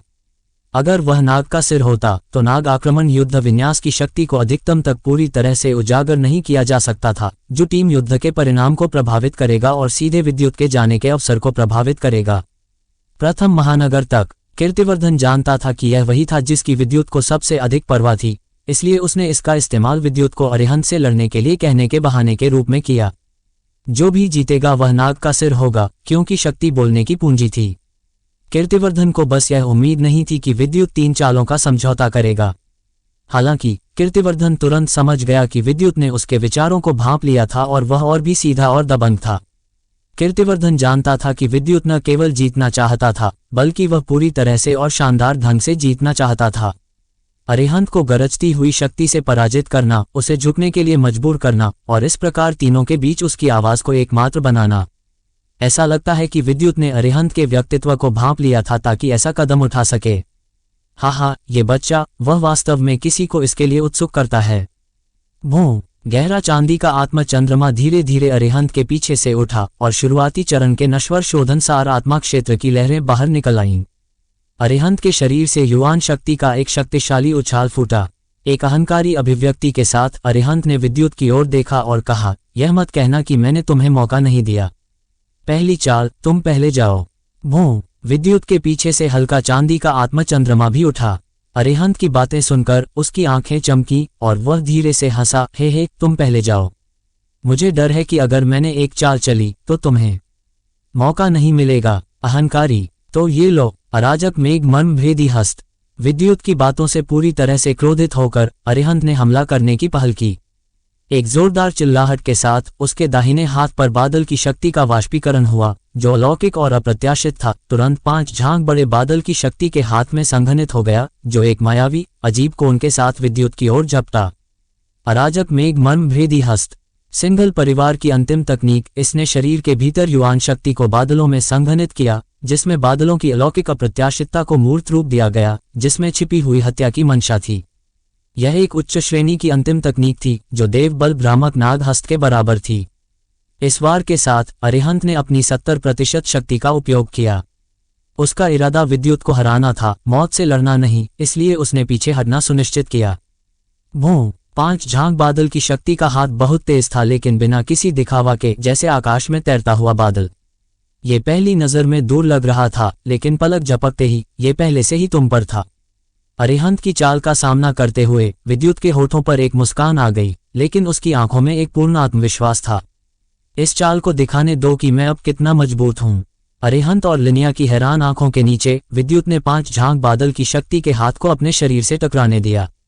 धमाका। भों, बादल की शक्ति अलौकिक थी, जो विद्युत को पूरी तरह से घेर रही थी। बड़े हाथ ने वार किया, जिससे उसके भीतर छिपी शक्ति उजागर हुई। हालांकि वह नहीं जानता था कि विद्युत क्यों नहीं टला। अरिहंत ने पहले ही निष्कर्ष निकाल लिया था कि विद्युत पहली चाल पर हार गया था।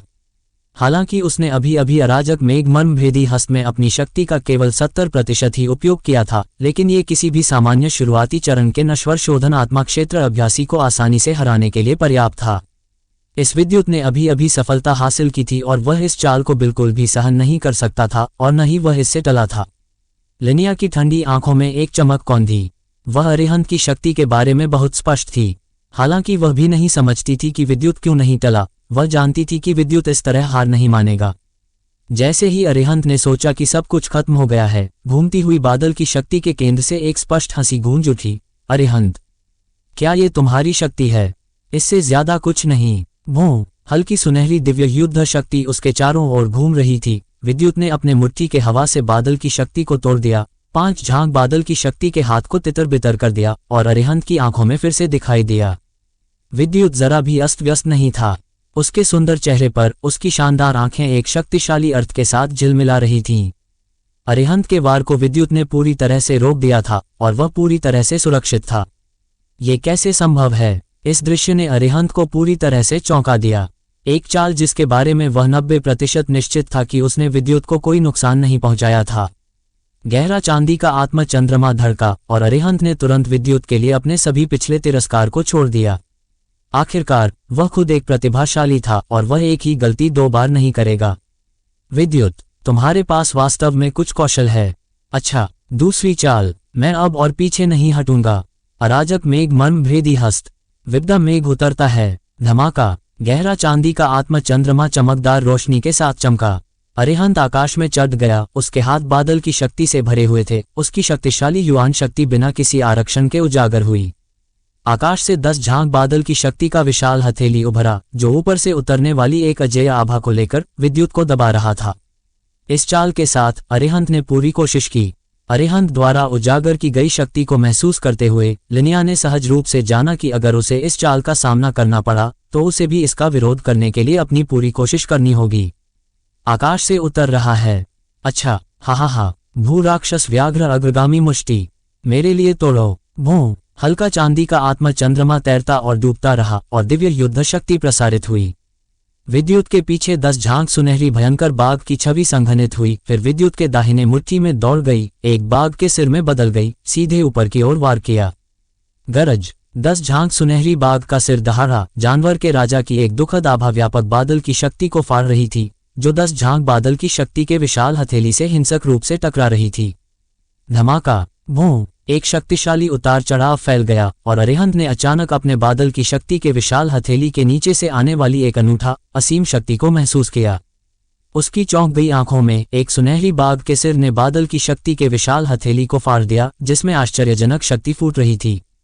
भूं, एक ऊर्जा की लहर अरिहंत के ऊपर से बह गई, जिससे उसकी सांस अटक गई और उसका शरीर बहुत भारी लग रहा था। हालांकि इससे पहले कि वह खुद को स्थिर कर पाता, एक सुनहरी भयंकर बाघ जो शून्य से गढ़ा गया और कदम रख रहा था, सब कुछ तोड़ने के विश्वास के साथ उसकी ओर बढ़ गया, जबकि विद्युत की अहंकारी आवाज उसके कानों में गूंज उठी। आखिरी चाल, बाघ दुनिया को तोड़ता है। अरिहंत, पराजित हो जाओ। सुनहरी भयंकर बाघ के भीतर विशाल दिव्य युद्ध शक्ति द्वारा बनाया गया एक भ्रम। विद्युत की आंखें स्वर्गीय ब्लेड की तरह थीं। उसके मुट्ठी बाघ के पंजे की तरह फट गए, जो पूरी तरह से चौंक गए अरिहंत की ओर वार कर रहे थे। धत तेरे की, बादलों के बिना स्थिरता, हवा के बिना रूप। हवा और बादल विलीन हो जाते हैं। अराजक मेघ फाड़ने वाली पवन हस्त। अपने शरीर के भीतर सभी युवान शक्ति को गतिशील करते हुए अरिहंत ने अपनी अंतिम छिपी हुई हत्या की चाल उजागर की। इस चाल में न केवल बादल की शक्ति थी, बल्कि तूफानी बल्कि हवा भी उजागर हुई थी। हवा और बादल मूल रूप से एक थे और जब वे विलीन हो गए तो उनकी शक्ति को चरम पर धकेल दिया गया। चीख, गरज, भूं, भ्रामक और अस्पष्ट हवा और बादल की हाथ की मुहर और सुनहरी भयंकर बाघ से निकलने वाली युवान शक्ति ने पूरे चौक को रोशन कर दिया। एक ऊर्जा की लहर कायागठन की महापूर्णता पर 10 अभ्यासी को पलटने में सक्षम थी, जो ठीक केंद्र से निकली। सर्र, एक आकृति अस्त व्यस्त तरीके से पीछे हट गई, आखिरकार सियान संघनित पत्थर के स्लैब पर गिर गई। अरिहंत का चेहरा पीला पड़ गया था। उसकी आंखें चौड़ी होकर उस ऊंची आकृति को घूर रही थीं जिसके मार्शल वस्त्र फड़फड़ा रहे थे। उसका चेहरा कड़वाहट से भरा हुआ था, जैसे अनिच्छुक लेकिन अंततः शक्तिहीन। बाद वाले की शांत निगाह के नीचे उसकी अभिव्यक्ति आखिरकार काली पड़ गई और उसने धीरे धीरे मुश्किल से बात की, मैं हार गया। विद्युत, नाग आक्रमण युद्ध विन्यास का नाग का सिर तुम्हारा होगा। 3 वार के अंदर शौर्य एक ऐसे साधक से हार गया जिसने अभी अभी आत्म चंद्रमा संघनित किया था और वह नश्वर शोधन वीर आत्मा क्षेत्र के शुरुआती चरण में था। शौर्य ऐसी बात पर कभी विश्वास नहीं करता अगर यह वास्तव में उसके साथ नहीं हुई होती। हालांकि शौर्य अनिच्छुक था, उसे यह स्वीकार करना पड़ा कि वह 3 वार में पूरी तरह से हार गया था और विद्युत पूरी तरह से जीत गया था। जैसे ही शौर्य राग जैसे चेहरे के साथ उठने वाला था, एक साफ और मजबूत हाथ उसकी ओर बढ़ा। यह विद्युत था। ऊपर देखते हुए शौर्य ने उस विरोधी को घूरा जिसने उसे 3 वार में हरा दिया था। बाद वाले की ईमानदार आंखों से मिला, अपने दांत पीसे और विद्युत का हाथ थाम लिया। इस सहारे का उपयोग करके वह जमीन से खड़ा हो गया। दृढ़ता से खड़े होकर शौर्य की आंखों में अनिश्चितता, सदमा और लाचारी, जो अंततः एक गहरी प्रशंसा में बदल गई, चमकने लगी। उसने विद्युत से धीमी आवाज में बात की, विद्युत, तुम बहुत मजबूत हो। मैं, शौर्य, तुमसे हार मान चुका हूं। निश्चिंत रहो, तुम नाग आक्रमण युद्ध संरचना के नाग शीर्ष होगे, लिनिया नागदेह होगी और नागपूंछ मेरी होगी। शतंग महाप्रतियोगिता में मैं शौर्य तुम्हारे सभी आदेशों का पालन करूंगा और कोई परेशानी खड़ी नहीं करूंगा। हर शब्द एक कील की तरह था। शौर्य के शब्द दिल से निकले थे, बिना किसी झूठ के निशान के। कीर्तिवर्धन ने चुपके से सिर हिलाया।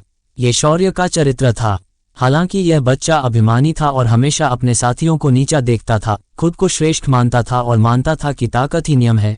एक बार जब वह किसी साथी द्वारा निष्पक्ष रूप से पराजित हो जाता था तो वह ईमानदारी से कायल हो जाता और खुले विचारों वाला बन जाता। अगर तुम मुझसे ज्यादा मजबूत हो तो मुझे तुम्हारी बात क्यों नहीं सुननी चाहिए। यही वह कारण भी था कि कीर्तिवर्धन ने इस बच्चे को दीपांजलि का प्रतिनिधित्व करने के लिए चुना और शौर्य का ये गुण भी विद्युत द्वारा समझा गया था, जिसके कारण 3 बार का समझौता हुआ था। वह पहले शौर्य को अपनी हार से पूरी तरह कायल करना चाहता था और फिर सक्रिय रूप से सद्भावना दिखाना चाहता था। इस निवारण और तुष्टीकरण के संयोजन के साथ विद्युत, जो शौर्य के चरित्र को समझता था, कैसे सफल नहीं हो सकता था। कीर्तिवर्धन पर संतुष्टि की एक लहर छा गई। वह जानता था कि तीनों के बीच सबसे बड़ी समस्या को विद्युत ने पूरी तरह से हल कर दिया था। अब नाग आक्रमण युद्ध संरचना को परिश्रम से विकसित करने के लिए हर पल का लाभ उठाने का समय था। हालांकि लिनिया हमेशा मानती थी कि विद्युत जीतेगा, उसे उम्मीद नहीं थी कि विद्युत 3 वार के अंदर शौर्य को हरा देगा और इतनी निर्णायक रूप से जीतेगा। शौर्य की ताकत केवल उसके बराबर थी। दूसरे शब्दों में विद्युत उसे भी 3 वार में हरा सकता था। शौर्य को 3 वार में हराकर विद्युत को भी अपनी वर्तमान युद्ध शक्ति का अंदाजा हो गया था। मेरी पवित्र मार्ग युद्ध शक्ति की गुणवत्ता पहले से ही सामान्य मूल शक्ति से बहुत अधिक मजबूत है। इसकी परिशुद्धता और विनाशकारी शक्ति दोनों सामान्य मूल शक्ति की तुलना में 10 गुना हैं। अब जब मेरी साधना बढ़ गई है, अगर मेरी पवित्र मार्ग युद्ध शक्ति पूरी तरह से मुक्त हो जाती है तो मैं नश्वर शोधन सार आत्मा क्षेत्र के शुरुआती चरण में साधकों को आसानी से हरा सकता हूं, एक बड़ी रैंक को पार करते हुए। अगर मैं दिव्य युद्ध विधि के मूल को सक्रिय करने से मिलने वाले बढ़ावा को भी जोड़ दूं तो मैं सार आत्मा क्षेत्र के मध्य चरण में साधकों से भी लड़ सकता हूं। अपनी रैंक से ऊपर लड़ना विद्युत का सबसे बड़ा सहारा था। इसके बाद तीनों ने नाग आक्रमण युद्ध संरचना को सीखना और विकसित करना शुरू कर दिया। आखिरकार तीनों के लिए लगभग 20 दिनों के भीतर इस युद्ध संरचना को सफलतापूर्वक विकसित करना, 3 में एक स्थिति प्राप्त करना, मौन समन्वय करना और एक साथ आगे बढ़ना और पीछे हटना सरल नहीं होगा। सौभाग्य से तीनों ने अब अपने सभी पूर्वाग्रहों को एक तरफ रख दिया था और सीखने के लिए पूरी तरह से समर्पित थे। 3 दिन बाद कीर्तिवर्धन चौक पर विद्युत, लिनिया और शौर्य प्रत्येक एक दूर रुख में एक स्थिति पर कब्जा कर लिया। सूक्ष्म रूप से एक संरचना बनाते हुए विद्युत शीर्ष पर, लिनिया कोर के रूप में और शौर्य समर्थन के रूप में। नाग आक्रमण पैंतरा। विद्युत ने एक धीमी चिल्लाहट निकाली और तुरंत लिनिया और शौर्य की आंखें सनकरी हो गईं क्योंकि वे विद्युत के चारों ओर तेजी से एक दूसरे को पार करते हुए चले गए। इस बीच विद्युत ने सभी दिशाओं पर गहरी नजर रखी और कान लगाए, अपने शरीर के हर हिस्से को जुटाया, लगातार लिनिया और शौर्य के आंदोलनों को समायोजित किया ताकि हमेशा समर्थन प्रदान करने के लिए तैयार रहे। संरचना सक्रिय, नाग आक्रमण अग्रसर। उनकी आंखें मिली, विद्युत शीर्ष पर, लिनिया कसकर पीछे और शौर्य सभी दिशाओं में चल रहा था। तीनों की आभा तुरंत बदल गई। कीर्तिवर्धन की आंखों में तीनों ने एक रेखा बनाई, सूक्ष्म रूप से एक 10 गज लंबी नाग आकार की प्रकाश स्क्रीन का निर्माण किया, जिसमें विद्युत नाग शीर्ष, लिनिया नाग देह और शौर्य नागपूंछ था। उसने थोड़ा सिर हिलाया। इन 3 दिनों के लिए विद्युत और अन्य ने लगन से नाग आक्रमण युद्ध संरचना आरेख का अध्ययन किया था, विचारों का आदान प्रदान किया था और सभी आंदोलन भिन्नताओं को अच्छी तरह से याद करने का प्रयास किया था। आज उन्होंने अंततः औपचारिक साधना शुरू की और तीनों वास्तव में अपनी प्रतिभा की स्थिति तक जिए। वे अपनी पहली कोशिश में ही संरचना को सक्रिय करने में सक्षम थे। हालांकि यह अभी भी थोड़ा अपूर्ण था, ये पहले से ही बहुत प्रभावशाली था, खासकर विद्युत। ये बच्चा सभी दिशाओं को नियंत्रित करता था और जब लिनिया और शौर्य के आंदोलनों में मामूली विचलन होता था तब भी वह नाग आक्रमण पैंतरे की सफलता सुनिश्चित करने के लिए समय पर समायोजन कर सकता था। ऐसा लगता है कि इस बच्चे में युद्ध संरचनाओं के मार्ग में भी अत्यधिक उच्च प्रतिभा है। दुर्भाग्य से मौजूदा युद्ध संरचनाओं में से अधिकांश संयुक्त हमला संरचनाएं हैं। वे अति युद्ध संरचनाएं जो एक ही व्यक्ति द्वारा तैनात की जा सकती थीं, लंबे समय से खो गई हैं। आओ, एक बेहोश नाग दहाड़ सुनाई दी, एक दहाड़ जो गहनता और विलुप्त होने से भरी थी, मानो यह अचानक आपके कानों में गूंज उठी हो, असीम हत्या का इरादा ला रही हो। आक्रमण का अर्थ ही अचानक हमला है। नाग आक्रमण युद्ध संरचना सभी शक्ति को संघनित करने पर जोर देती है ताकि बिजली की गति से तुरंत दुश्मन पर हमला किया जा सके, उन्हें अप्रत्याशित और अनिश्चित पकड़ लिया जा सके। बूम बूम बूम, तीनों एक साथ आगे बढ़े। विद्युत के हाथ उसकी कमर पर रखे थे, उसकी आंखें सभी दिशाओं में स्कैन कर रही थीं, पूरी तरह से एक आक्रामक स्थिति में प्रवेश कर रही थीं। लिनिया ने विद्युत और शौर्य के बीच के आंदोलन को पूरी तरह से बनाए रखा। अवलोकन में अच्छी होने के कारण वह तुरंत सूक्ष्म विचलन का पता लगा सकती थी, तीनों के संतुलन को बनाए रखते हुए। शौर्य सबसे फुर्तीला था, उसकी चेतना फैल गई, लगातार पीछे से विभिन्न खतरों पर ध्यान दे रहा था और उस जानकारी को लिनिया को वापस खिला रहा था। नाग आक्रमण पंजा। जैसे ही विद्युत ने एक जोर से चिल्लाहट निकाली, तीनों के चेहरे गंभीर हो गए। उनकी साधना पूरी तरह से सक्रिय हो गई। लिनिया और शौर्य ने नाग आक्रमण युद्ध संरचना R1 से एक विशेष तरीके से विद्युत को अपनी साधना प्रवाहित की। ओम। विद्युत का पूरा शरीर चमकीला चमक उठा। उसकी मुट्ठियां जो उसकी कमर पर थीं, आगे बढ़ीं, मानो एक विशाल नाग अपने पंजे खोल रहा हो, एक शक्तिशाली हमला कर रहा हो। धड़। एक बेहोश सुनहरा प्रकाश चमका। इस वार ने कीर्तिवर्धन पत्थर की पटिया पर भारी प्रभाव डाला, एक चौंकाने वाली आवाज के साथ गूंज रहा था। लेकिन इस वार के ठीक बाद तीनों द्वारा बनाई गई नाग आक्रमण युद्ध संरचना तुरंत ढह गई, इसे और बनाए रखने में असमर्थ। हालांकि नाग आक्रमण युद्ध संरचना बनाए रखने में विफल रही। जिस वार को उन्होंने अभी अभी मुक्त किया था, उसने तीनों को बहुत उत्साहित किया। सिर्फ एक आकस्मिक वार के साथ इसमें इतनी शक्ति थी। उनकी आंखें मिली, आश्चर्य और एक नए दृढ़ संकल्प के साथ चमकीं। नाग आक्रमण पैंतरा। कीर्तिवर्धन चौक पर तीनों युवा पसीने में भीगे हुए बार बार पैंतरेबाजी करते रहे, संरचनाएं बनाते रहे, आगे बढ़े, पीछे हटे, हमला किया और बचाव किया। उनकी पूरी तरह से समर्पित साधना के तहत समय बहते पानी की तरह उड़ गया और विद्युत और अन्य ने इसके बीतने पर भी ध्यान नहीं दिया। हर दिन आवश्यक आराम के अलावा उन्होंने अपना सारा समय नाग आक्रमण युद्ध संरचना का अभ्यास करने के लिए समर्पित कर दिया। जैसे जैसे दिन बीतते गए, संरचना पर उनकी महारत और अधिक कुशल होती गई और उनकी मौन समझ थोड़ी थोड़ी करके मजबूत होती गई। 20 दिन बस इसी तरह बीत गए। तीनों युवा परिश्रम करते रहे। नाग आक्रमण पूंछ चाबुक। आओ। जैसे ही विद्युत ने एक धीमी चिल्लाहट निकाली, उसका शरीर एक ढेर की तरह दृढ़ खड़ा हो गया और एक नाग की दहाड़ बेहोश रूप से गूंज उठी। लिनिया ने अपनी कमर से बल लगाया, उसका पूरा नाजुक शरीर विपरीत दिशा में स्थानांतरित हो गया। शौर्य की आंखें उत्साह से जल उठी। लिनिया की प्रक्षेपवक्र का पालन करते हुए उसने अपने पैरों को चौड़ा फैलाया। एक विशाल नाग के शरीर के नीचे के पिछले पंजों की तरह उसका शरीर ऊपर उठ रहा था। उसके पैर एक आकाश भक्षण आरी की तरह खुलते और बंद होते थे, ऊपर और नीचे मुड़ते और कुचलते थे। तुरंत एक शक्तिशाली हल्का सुनहरा मूल शक्ति एक अर्धचंद्राकार विशाल ब्लेड की तरह शून्य को फाड़ दिया, एक भयंकर और शक्तिशाली गति को ले जाते हुए बाईं और पीछे के क्षेत्र की ओर धमाका किया। बूम। तीव्र उतार चढ़ाव फैल गए, लेकिन शौर्य का चेहरा अपरिवर्तित रहा। वह आगे झुका, दोनों हाथ लिनिया की कमर पर रखे और उसे पूरी ताकत से ऊपर उठाया। लिनिया ने इस बल का उपयोग करते हुए अपनी हथेलियों को आगे धकेला, विद्युत की पीठ पर वार किया। उसी समय विद्युत सबसे आगे अपने पैरों को भारी रूप से पटका, शौर्य और लिनिया से प्रसारित बल का उपयोग करके अपने शरीर को आकाश की ओर धकेल दिया। नाग आक्रमण छिपा हुआ दांत वार। आओ। तीनों द्वारा बनाई गई नाग आकार की प्रकाश स्क्रीन तुरंत उज्ज्वल हो गई, चकाचौंध भरी रोशनी फूट रही थी। दूर से यह ऐसा लग रहा था जैसे एक विशाल नाग अचानक अपना सिर ऊपर उठाता है, उसके दो नाग पंजे क्रूरता से आगे फाड़ते हैं। बैंग। धड़। शक्तिशाली बल ने सीधे सामने कीर्तिवर्धन पत्थर की पटिया पर प्रभाव डाला, तुरंत एक मंद धड़ उत्पन्न किया, मानो कीर्तिवर्धन पत्थर की पटिया की ताकत भी इस वार का सामना नहीं कर सकती थी। ओम। इस संयुक्त वार को देने के बाद तीनों तुरंत अत्यधिक दक्षता के साथ आगे बढ़े, बिना किसी घबराहट के एक रक्षात्मक स्थिति में प्रवेश कर गए। अच्छा, हा, उत्कृष्ट, क्या शानदार नाग आक्रमण युद्ध संरचना है। प्रशंसा से भरे शब्द कीर्तिवर्धन से आए, जो किनारे से चुपचाप देख रहा था। इन दिनों वह तीनों को साधना करते हुए देख रहा था, नाग आक्रमण युद्ध संरचना पर उनकी क्रमिक महारत महसूस कर रहा था। अब 20 दिन बीत चुके थे और विद्युत, लिनिया और शौर्य ने नाग आक्रमण युद्ध संरचना के सार को पूरी तरह से समझ लिया था। हालांकि यह अभी तक सही नहीं था, लेकिन आगे के सुधार के लिए वास्तविक युद्ध की आवश्यकता होगी। तीनों ने नाग आक्रमण युद्ध संरचना को भंग करने के बाद एक दूसरे को देखा। फिर विद्युत और शौर्य हंसी में फूट पड़े और यहां तक कि लिनिया के शांत छोटे चेहरे पर भी एक वास्तविक मुस्कान का संकेत दिखाई दिया।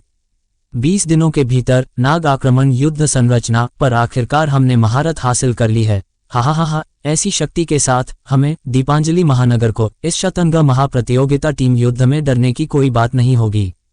मजबूत आत्मविश्वास से भरे शब्द शौर्य के मुंह से आए। ये किसी भी तरह से एक बेकार शेखी नहीं थी। कोई नहीं जानता था कि नाग आक्रमण युद्ध संरचना कितनी मजबूत थी, तीनों से बेहतर। आप तीनों बहुत अच्छे हैं। सिर्फ 20 छोटे दिनों में आपने सफलतापूर्वक नाग आक्रमण युद्ध संरचना को विकसित कर लिया है। मौन समन्वय कर रहे हैं जो आक्रमण और बचाव दोनों में सक्षम हैं। आपने वास्तव में एक 3 में 1 स्थिति हासिल की है, एक दूसरे पर भरोसा करते हुए। वास्तव में उत्कृष्ट। कीर्तिवर्धन के शब्दों को सुनकर विद्युत ने भी नाग आक्रमण युद्ध संरचना की शक्ति पर चुपके से आश्चर्य किया। ये केवल एक प्रथम स्तरीय युद्ध संरचना है, फिर भी इसमें ऐसी शक्ति है। वे द्वितीय स्तरीय, तृतीय स्तरीय या यहाँ तक कि उच्च स्तरीय युद्ध संरचनाएं कितनी भयानक होंगी। हालांकि इस नाग आक्रमण युद्ध संरचना पर मेरी महारत के साथ ऐसा लगता है कि मेरे दिमाग में वे चीजें वास्तव में वास्तविक हैं। मानो कुछ सोच रहा हो। विद्युत की आंखें आश्चर्यजनक रूप से चमकी और उसका दिल उत्तेजना से भर गया। कीर्तिवर्धन ने मंद मुस्कान के साथ अपने सामने तीनों युवाओं को देखा। नाग आक्रमण युद्ध संरचना कुछ ऐसी थी जिसे उसने संयोग से प्राप्त किया था। उसने भी इसका ध्यान से अध्ययन किया था और पाया था कि यह संयुक्त हमला संरचना एक प्रथम स्तरीय युद्ध संरचना थी, लेकिन एक प्रथम स्तरीय युद्ध संरचना के रूप में भी इसमें आश्चर्यजनक शक्ति थी। अब जब इन तीनों युवाओं ने सफलतापूर्वक इस युद्ध संरचना में महारत हासिल कर ली थी, तो शायद परसों होने वाले शतरंग महाप्रतियोगिता के टीम युद्ध में वे अंत तक टिक सकते थे। ठीक है, आप तीनों ने 1 महीने की कठिन साधना की है और अब आप पूर्ण सफलता प्राप्त कर चुके माने जा सकते हैं। कल अच्छी तरह से आराम करें और परसों सुबह मैं आप में से प्रत्येक को एक छोटा सा उपहार दूंगा और फिर हम शतरंग महाप्रतियोगिता में भाग लेने के लिए निकलेंगे। तीनों की जॉयफुल और उत्सुक निगाहों के बीच कीर्तिवर्धन हंसा और चला गया। तीनों ने एक दूसरे को सिर हिलाया, प्रत्येक इस बीते महीने के परिणामों को पचाने और मजबूत करने के लिए अपने कमरों में लौटने की तैयारी कर रहा था। इस बीच विद्युत ने एक गहरी सांस ली। उसने अपनी छाती में हाथ डाला और खून लाल नाग आकार के जैद लटकन को बाहर निकाला। उसकी आंखें एक ज्वलन तीव्रता से जल रही थीं। एक सादे और सुंदर कमरे में विद्युत पालथी मारकर बैठा था। उसके दाहिने हाथ में रक्तनाग जैद था और उसकी आंखें अतीत की अनगिनत यादों को दर्शा रही थीं। ये यादें उसके दिल में 10 सालों से टिकी हुई थीं, कभी फीकी नहीं पड़ी, उसके बढ़ने के साथ थीं। ये कहना अतिशयोक्ति नहीं होगी कि रक्तनाग जैद उन कारणों में से एक था जिनकी वजह से विद्युत ने स्वेच्छा से 10 साल की शांति को अपनाया था। फुलचंद चाचा, ये रक्तनाग जैद आपने ही छोड़ा था। आपने कहा था रक्तनाग चंद्र ग्रास करता है और यह रक्तनाग जैद नश्वर शोधन क्षेत्र के एक साधक के लिए एक अप्रत्याशित सौभाग्य लाएगा। वह सौभाग्य क्या हो सकता है? शतरंग महाप्रतियोगिता शुरू होने में केवल 2 दिन बाकी थे। विद्युत इस समय का उपयोग रक्तनाग जैद के भीतर के सौभाग्य को समझने की कोशिश में करना चाहता था। विद्युत को महसूस हो रहा था कि वह इस रक्तनाग जैद के भीतर एक महत्वपूर्ण खोज करेगा। विद्युत की नजरें तेज हुईं। उसने और देर न करते हुए अपने शरीर के भीतर दिव्य युद्ध शक्ति को घुमाया और धीरे धीरे उसे अपने हाथ में पकड़े हुए रक्तनाग जैद में डाल दिया। ये वह तरीका था जो उसने रक्तनाग जैद को सक्रिय करने के लिए सोचा था। हालांकि वह नहीं जानता था कि यह सही था या नहीं, लेकिन वह पहले कोशिश करेगा। जैसे ही विद्युत ने प्रयास किया, दिव्य युद्ध शक्ति लगातार रक्तनाग जैद में बहती गई, लेकिन इसका कोई असर नहीं हुआ। लगता है कि स्वर्ग और पृथ्वी की मूल शक्ति रक्तनाग जैद को सक्रिय नहीं कर सकती। उसने अपना प्रयास रोका। विद्युत ने रक्तनाग जैद को पकड़ लिया और सोच में डूब गया। उसने फुलचंद चाचा के शब्दों के अर्थ पर ध्यान से विचार किया, बार बार उन्हें दोहराया, यह उम्मीद करते हुए कि कुछ समझ में आएगा। फुलचंद चाचा उन शब्दों को यूं ही नहीं छोड़ेंगे। उनके भीतर रक्तनाग जैद को सक्रिय करने की कोई विधि जरूर होगी। क्या ये रक्त टपकाकर इसे शुद्ध करना है? नहीं, ऐसा नहीं होना चाहिए। तो फिर क्या हो सकता है? नश्वर शोधन क्षेत्र का एक साधक एक अप्रत्याशित सौभाग्य पाएगा। नश्वर शोधन क्षेत्र, आत्मचंद्रमा। फुलचंद चाचा के शब्दों को बार बार दोहराते हुए विद्युत की आंखें और भी चमकीली होती गईं। वह कुछ पकड़ने की कगार पर लग रहा था, फिर भी हमेशा एक हल्की सी रुकावट महसूस होती थी। आत्मचंद्रमा, रक्तनाग। रक्तनाग चंद्र ग्रास करता है। रक्तनाग चंद्र ग्रास करता है। यही बात है, यही इसका मतलब है। मैं समझा। उसकी साधना में कंपन हुआ। विद्युत के पीछे से एक हल्का चांदी जैसा आत्मचंद्रमा धीरे धीरे उठा, ऊपर नीचे होता हुआ, एक हल्की चमक बिखेरता हुआ। नश्वर शोधन क्षेत्र के साधक की सबसे बड़ी निशानी आत्मचंद्रमा है। रक्तनाग ज़ैड रक्तनाग चंद्र ग्रास करता है तो इसका मतलब है कि रक्तनाग ज़ैड को सक्रिय करने की विधि आत्मचंद्रमा के साथ है। चंद्रग्रास ये सोचते हुए विद्युत ने अचानक अपने हाथ में पकड़े हुए रक्तनाग ज़ैड को अपने हल्के चांदी जैसे आत्मचंद्रमा की ओर उछाला। नाग के आकार का ज़ैड पेंडेंट हल्के चांदी जैसे आत्मचंद्रमा में गिर गया, लेकिन बाहर नहीं गिरा। ये देखकर विद्युत समझ गया कि यह तरीका सही लग रहा था। तभी विद्युत ने अचानक अपने आत्मचंद्रमा से एक सूक्ष्म उतार चढ़ाव महसूस किया। यह उतार चढ़ाव बड़ा और बड़ा होता गया, जैसे कि यह चंद्रमा से बाहर निकलने वाला था। इससे पहले कि विद्युत प्रतिक्रिया कर पाता, एक अज्ञात गर्जना अचानक उसके आत्मचंद्रमा से गूंजी, जिसके बाद एक अत्यंत उज्ज्वल गहरा लाल प्रकाश निकला। अरे यह क्या है? विद्युत की हैरान आंखों के नीचे एक अज्ञात प्राणी पूरी तरह से गहरा लाल और नाग के आकार का उसके आत्मचंद्रमा से बाहर निकला। एक रक्तनाग जैसा दिखने वाला ये प्राणी अचानक अपना मुंह खोला, जोर से सांस ली और निगल गया। एक ऐसा दृश्य सामने आया जिसने विद्युत को चौंका दिया। उसका आत्मचंद्रमा इस अज्ञात प्राणी द्वारा निगल लिया गया। रक्तनाग चंद्र ग्रास करता है, क्या यही इसका मतलब है? जैसे ही उसका आत्मचंद्रमा निगल लिया गया, विद्युत को शून्य से एक अत्यावश्यक आवाज सुनाई दी, लेकिन वह उसे पकड़ नहीं पाया। उसकी दृष्टि तुरंत उज्ज्वल हो गई और जब उसे होश आया तो उसने खुद को एक बेहद अजीब जगह पर पाया। उसकी आंखों के सामने एक ठंडा, उजाड़ और घोर काला रहस्यमय दृश्य था जो अनंत दूरी तक फैला हुआ लग रहा था। जहां तक विद्युत की नजर गई, उसने दूर दर्जनों बड़े सितारों को झिलमिलाते हुए देखा। क्या ये ब्रह्मांड में है? चारों ओर देखकर विद्युत को यह महसूस करके झटका लगा कि वह ब्रह्मांड के एक अज्ञात हिस्से में था। तुरंत ही विद्युत ने खुद को अविश्वसनीय रूप से छोटा और महत्वहीन महसूस किया। हालांकि यह ब्रह्मांड उजाड़ और स्याही जैसा काला था, लेकिन इसने एक विशाल, शाश्वत और अंतहीन रूप से महान अस्तित्व की आभा बिखेरी। इस क्षण विद्युत का दिल धीरे धीरे शांत होता गया। उसने पाया कि उसका शरीर एक शक्तिशाली बल द्वारा स्थिर किया गया था, इस ब्रह्मांड से अलग, जैसे कि वह यहाँ पहुंचने के लिए समय और स्थान की सीमाओं को पार कर गया था, फिर भी वह नहीं जानता था कि वह कहाँ जा रहा था। जैसे ही विद्युत विस्मय से भरा था, उसके सामने एक दूर के बिंदु पर अचानक एक शानदार रोशनी फूट पड़ी, जिसने पूरे ब्रह्मांड को रोशन कर दिया। उसी समय एक गर्जन जैसी दहाड़, जैसे किसी दानव देवता की हो, विद्युत के कानों में गूंजी। पीताम्बर, हम तीनों ने तुम्हारा 3 साल तक पीछा किया है। हमने सभी स्वर्गों और अनगिनत लोकों को पार कर लिया है। आज तुम फिर से नहीं भागोगे। स्वर्ग का उजाड़ भाग्य को हिलाता है। सूर्य और चंद्र एक साथ चमकते हैं। स्वर्ग का उजाड़ सूर्य और चंद्र को तोड़ता है। मेरे लिए यहीं रुक जाओ। इस गर्जना के साथ विद्युत ने महसूस किया कि पूरा ब्रह्मांड आवाज के साथ गूंज उठा। उसने शून्य से एक सुनहरा हाथ उभरते हुए देखा, जो दसियों हजार फीट बड़ा था। दसियों हजार फीट बड़ा सुनहरा हाथ, ऐसा लग रहा था जैसे इसे प्राचीन जंगल से छीन लिया गया हो, रास्ते में अनगिनत सितारों को कुचल रहा हो, सूर्य और चंद्र के साथ बच्चों के खेल जैसा व्यवहार कर रहा हो, जैसे दुनिया को खत्म करने वाली शक्ति। दानव देवता भक्षण कला, 3 जीवन दानवी हत्या प्रकाश, दानवी धारा पराजय, विश्व को झकझोरने वाली दानवी सम्राट मुष्टि। दसियों हजार फीट बड़े सुनहरे हाथ के बाद 2 और गगनभेदी आवाजें, जैसे राक्षसों और दानवों की हों, गूंजी। एक घोर काला हत्या प्रकाश समय और स्थान के माध्यम से चीरता हुआ लगा, सर्वोच्च दानवी शक्ति के साथ, जैसे कि एक अद्वितीय दानव स्वामी दसियों हजार फीट ऊंचा दुनिया पर उतर आया हो। एक विशाल मुट्ठी दसियों हजार फीट बड़ी बिना किसी शोर शराबे के बाहर निकली, फिर भी उसने अपने रास्ते में आने वाले सभी सितारों को नष्ट कर दिया। 3 भयानक, दुनिया को खत्म करने वाली महान हत्या कलाएं, एक अटूट मारने के इरादे से प्रेरित, अभिसरण हुई और अपने पीछा किए गए लक्ष्य पर हमला किया। इस क्षण विद्युत ने महसूस किया कि उसका दिल चरम तक सिकुड़ गया है। एक हल्की सी अटकल उसके मन में कौंध गई। हा, तुम तीनों, तुम्हें लगता है कि तुम मुझे मार सकते हो। 99 एक पर लौटता है। हर कदम एक कमल है। 9 स्वर्ग पवित्र कमल। एक भव्य और वीर हंसी ने स्वर्ग और पृथ्वी को हिला दिया और एक प्राचीन सफेद कमल खिल उठा, जो एक दुनिया में विकसित हो रहा था।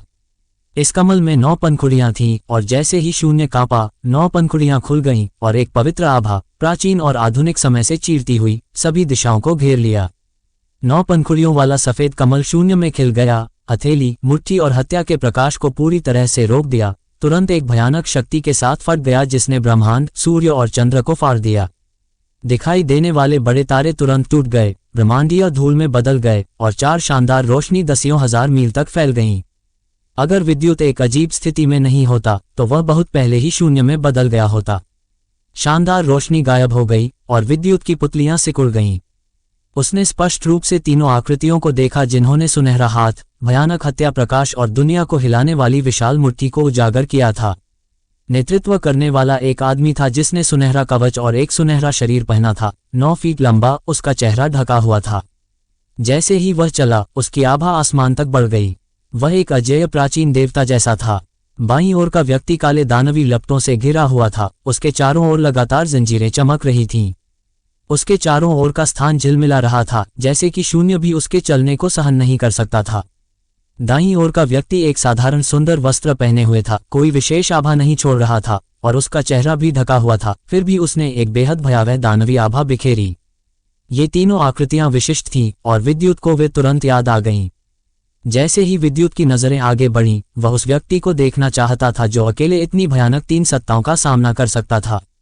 अगले ही पल विद्युत की पुतलियां हिंसक रूप से सिकुड़ गईं। उसके दिल को ऐसा लगा जैसे अनगिनत बिजली के झटके उसमें दौड़ रहे हों। उसकी सांस तुरंत अटक गई। वह लगभग आसमान की ओर चिल्लाना चाहता था। उसकी नज़र के अंत में जिस व्यक्ति ने 9 पंखुड़ियों वाला सफेद कमल उजागर किया था, उसका एक सुंदर चेहरा था जो 40 या 50 साल का लग रहा था। उसकी आंखें विशेष रूप से स्पष्ट रूप से काली और सफेद थीं, हालांकि उसका रंग कुछ पीला था और उसका पूरा अस्तित्व एक विशाल और गहन आभा बिखेर रहा था। विद्युत अपने शेष जीवन के लिए इस व्यक्ति की उपस्थिति को कभी नहीं भूलेगा। फुलचंद चाचा। उसका दिल खुशी से भर गया, आंसू अनायास ही उसके चेहरे से बहने लगे। इस क्षण विद्युत लगभग पागल हो गया था। यह अधेड़ उम्र का आदमी कोई और नहीं बल्कि फुलचंद चाचा थे, जिन्हें विद्युत ने 10 साल तक याद किया था, जिसने उसे बचपन से ही एक पिता की तरह पाला था। मेरे लिए चलो, मेरे लिए चलो। विद्युत ने खुद को हिलाने के लिए अपनी पूरी ताकत लगाने की बेताब कोशिश की, लेकिन ये बेकार था। उसने असहाय होकर देखा कि फुलचंद चाचा उसके करीब और करीब आ रहे थे। वे चारों अत्यंत भयानक शक्तिशाली व्यक्ति थे। वे कितने तेज थे। बस कुछ ही सांसों में वे विद्युत के बगल में पहुंचे और उससे गुजर गए। फिर भी ऐसा लगा जैसे उनमें से किसी ने भी उसकी उपस्थिति पर ध्यान नहीं दिया। हालांकि विद्युत ने स्पष्ट रूप से फुलचंद चाचा को देखा। जैसे ही वह उसके पास से गुजरे तो उन्होंने उस जगह की ओर हल्का सा मुस्कुराया जहां वह खड़ा था। विद्युत के लिए जो और भी अविश्वसनीय था वह यह था कि उसने फुलचंद चाचा की पीठ पर एक छोटा लड़का देखा, जिसका शरीर शानदार रोशनी से ढका हुआ था। ये छोटा लड़का केवल 2 या 3 साल का लग रहा था, उत्तम नक्काशीदार और जैद जैसा था। इस क्षण वह अपनी छोटी मुट्ठियों को कसकर पकड़े हुए था, उन्हें 3 भयानक शक्तिशाली आकृतियों पर लहरा रहा था जो लगातार उनका पीछा कर रहे थे। अपने दांत निकाल रहा था और बड़बड़ा रहा था। ऐसा लग रहा था कि वह कुछ कह रहा है। उसका छोटा चेहरा आक्रोश से भरा हुआ था, अविश्वसनीय रूप से मनमोहक लग रहा था और किसी को मुस्कुराने पर मजबूर कर रहा था। छोटे लड़के के चेहरे को देखते हुए विद्युत को अपने दिल में एक अत्यंत अजीब और अकथनीय सनसनी महसूस हुई। वह समझा कि छोटा लड़का वह खुद था, या यूं कहें वह खुद 2 या 3 साल की उम्र में था। जैसे ही चारों की आकृतियां ब्रह्मांड के दूर के हिस्सों में गायब हो गईं, विद्युत अत्यधिक सदमे, दुख और खुशी के मिश्रण की स्थिति में रहा। आंसुओं ने उसके चेहरे को धुंधला कर दिया। उसने आखिरकार फुलचंद चाचा को, जो उसके लिए एक पिता की तरह थे, फिर से देखा था। हालांकि विद्युत जानता था कि जो उसने अभी देखा और महसूस किया वह कुछ ऐसा था जो 10 साल से अधिक पहले हुआ था। दूसरे शब्दों में, फुलचंद चाचा द्वारा छोड़े गए रक्तनाग जैद के माध्यम से विद्युत ने एक अज्ञात तरीके से समय और स्थान की सीमाओं को पार कर लिया था। 1 दशक से अधिक पहले इस क्षण में पहुंच गया था। और फुलचंद चाचा की जहां विद्युत खड़ा था, वहां की ओर हल्की सी मुस्कान ने ही विद्युत को आगे पुष्टि दी कि यह सब फुलचंद चाचा का किया धरा था। हालांकि वह नहीं समझा कि फुलचंद चाचा ने ऐसा क्यों किया। विद्युत इस क्षण अविश्वसनीय रूप से खुश था, क्योंकि उसने फुलचंद चाचा को फिर से देखा था, भले ही वह 11 साल पहले के फुलचंद चाचा थे। जैसे ही विद्युत सोच में डूबा हुआ था, उसने अपने शरीर के चारों ओर एक कंपकंपी महसूस की। फिर उसकी दृष्टि काली पड़ गई और उसने दुनिया को घूमते हुए महसूस किया। अपनी आंखें फिर से खोलने पर विद्युत पसीने से तर था। उसने अपने हाथ फैलाए और उन्हें देखा, महसूस किया कि वह अपने कमरे में वापस आ गया था। एक पल के लिए स्तब्ध रहने के बाद विद्युत अचानक उछल पड़ा, गिरे हुए रक्तनाग जैद को पकड़ा, अपनी पूरी साधना घुमाई, अपना आत्मचंद्रमा उठाया और एक बार फिर रक्तनाग जैद को आत्मचंद्रमा में उछाला। रक्तनाग जैद आत्मचंद्रमा से गुजर गया और जमीन पर वापस गिर गया। इस बार ये सफल नहीं हुआ। विद्युत हताश होकर जमीन पर गिर पड़ा, उसके चेहरे से आंसू बह रहे थे। एक आदमी आसानी से आंसू नहीं बहाता, सिवाय इसके कि वह वास्तव में टूटा हुआ हो। अफसोस, एक आह विद्युत के दिमाग में गूंजी, शून्य से आ रही थी। तभी विद्युत का दिमाग अचानक हिल गया और फिर अनगिनत छवियां तेजी से गुजर गईं। जब सब कुछ सामान्य हो गया तो विद्युत को यह महसूस करके झटका लगा कि उसके दिमाग में अब एक पवित्र, खिलता हुआ 9 पंखुड़ियों वाला कमल था। दिव्य क्षमता, 9 स्वर पवित्र कमल। विद्युत को उसके प्रिय फूलचंद चाचा के दर्शन हुए हैं और उसे एक शक्तिशाली दिव्य क्षमता मिली है। क्या आप जानना चाहेंगे कि विद्युत इस नई शक्ति के साथ शतरंग महाप्रतियोगिता में क्या करेगा?